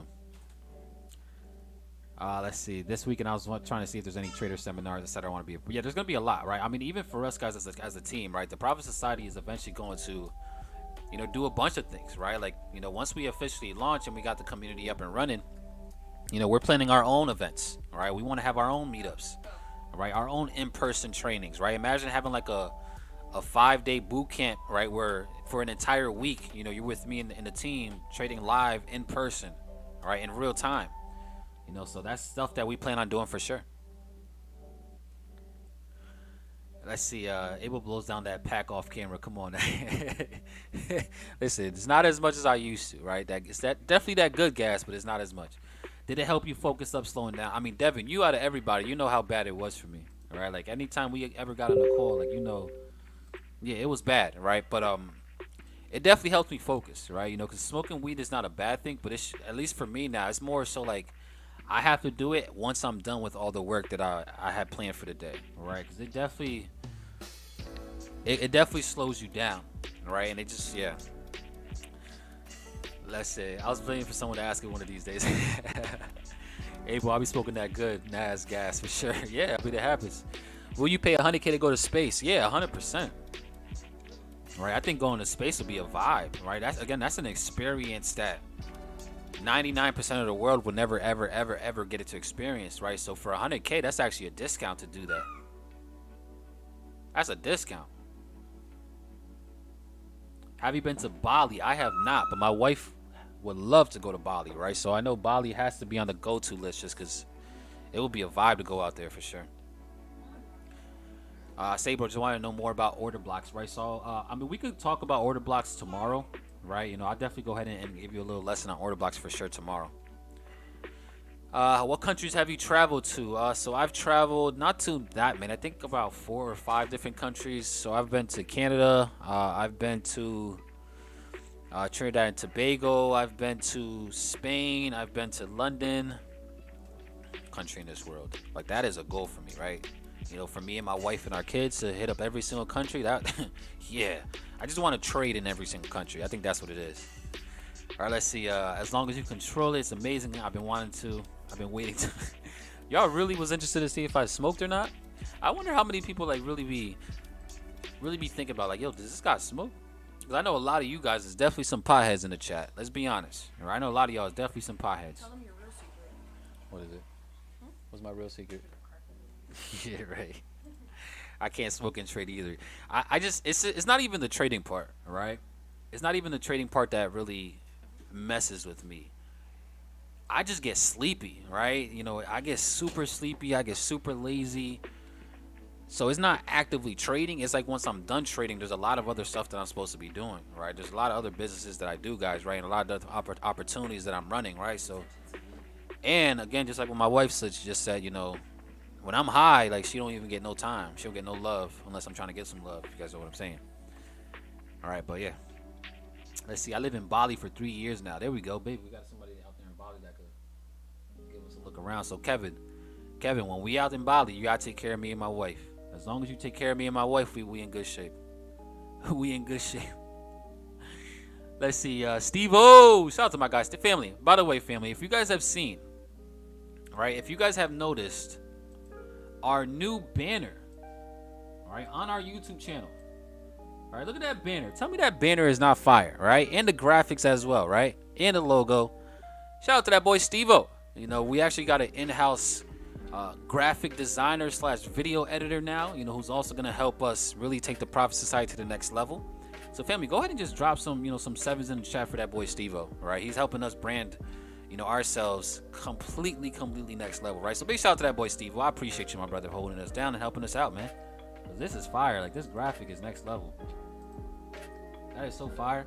But big shout out to that boy Steve-O. Let's go. Let's go. Right? Drop them sevens, man. Drop them sevens, family. Show some love, man.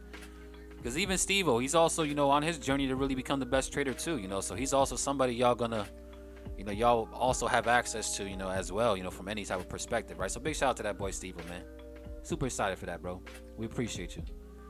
Let's see. I'm smoking right now. You guys are hilarious. Greece is on the bucket list. 100% Greece is there. 100% it is. Thailand as well. Like all those for sure. All of those is lit. Fire Society, right? Yeah, for sure. Right, but family, let's see what Euro USD is doing. Euro USD is doing good. Let's go. All right, let's go. Now just drop for us. Come on. You've been playing around these highs for too long, baby. Come on. Come on. Shimon Lee. Shimon Lee. Hold up. Shimon Lee.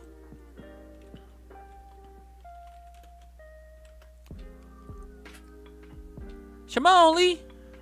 Let's see. Okay, well, let's go party then.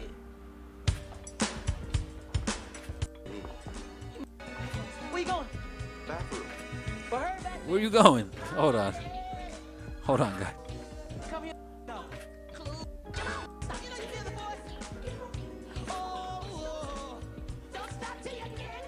Nah, this is hilarious. Hold on. What you guys know about this? Shimon! Shimon Lee! Shimon! Yo, I'm Chris Tucker.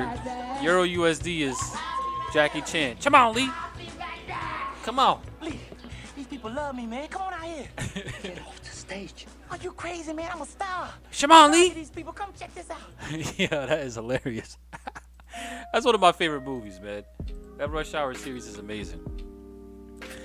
Shimon Lee! Yeah, that scene is hilarious. See, that's funny. I recently watched the Rush Hour film. Yeah, that is... That's a legendary scene. It really is, yo. That's hilarious. Yo! Oh, man. Let's see. We waiting for Smart to get buck and send that thing to the floor. Exactly. Like, come on now, baby. Drop for us. Let's see. New York session, not the best time to trade here in Bali. Is midnight. Oh, man. London is better. Yeah, London is what? It's more so like New York session for you guys, technically. The timing, at least. Amazing. London is better around 4 p.m. Okay, yeah, that's cool. All right, but family, you know, we are seeing this thing finally start to roll over, right? And I really want to stay on with you guys until it at least down to here, but you know, I gotta go handle wife things. You know, wifey want me to, you know, spend some time with her a little bit, or at least watch the brat. You know, our youngest daughter. Right, so in the meantime, family, we're still in this. You know, it's looking really good. I will update you guys inside of the Prophet Society on what actually happens with that. You know, but at this point, what I think we can do, I think is a good time for us to roll over our stops as well, right? Now that we're starting to push, I think we should roll our stops, right? So I'm rolling my stop loss to break even. I'm rolling my stock loss to break even, just so that we can go ahead and just, you know, reduce the risk off the table. Let's see what else we got. Yeah, I mean, we're in great shape. Right now, we're up around 13 pips, 15 pips. Yeah, around 11 pips, actually. Let's go. All right, let that thing keep going. Let that thing keep going. Right? Great shape right now, right? Great shape. Let's see, watching football and selling EU with you. Soccer for you. Listen, I don't call it soccer, right? I actually like football, right? The real football, right? I'm a big fan of that. You must be watching the World Cup. In fact, who are you guys... Wait, I just said I was about to get off this. Family, I'll ask you guys that question tomorrow, right? But big shout out to the USA. USA about to win the World Cup. I mean, what are the odds? There's probably no chance that the USA wins the World Cup, but still, I gotta ride out with the USA. All right, but family, we'll talk about that a little bit later on tonight during Asian stream. I appreciate y'all. I love you guys for rocking with me this morning. It has been a very interesting play right now, right? But I am at break even. I am gonna allow this thing to play off. Now we are risk free, so I can't lose either way. You know, but we'll go ahead and allow this thing to play out, guys, and I'll come back with you guys later on in Asian session. But family, I appreciate y'all. I love you guys. Did you see the USA fan? Listen, man, we gotta have some type of faith, right? Even though the USA is really not known for football, besides like American football, I got faith in my guys, man. I got faith, right? You know, we'll see what happens. But family, I appreciate y'all. I love you guys. I'll talk to you guys all a little bit later. Let's get it. Have a great rest of your guys' day, family. Let's go.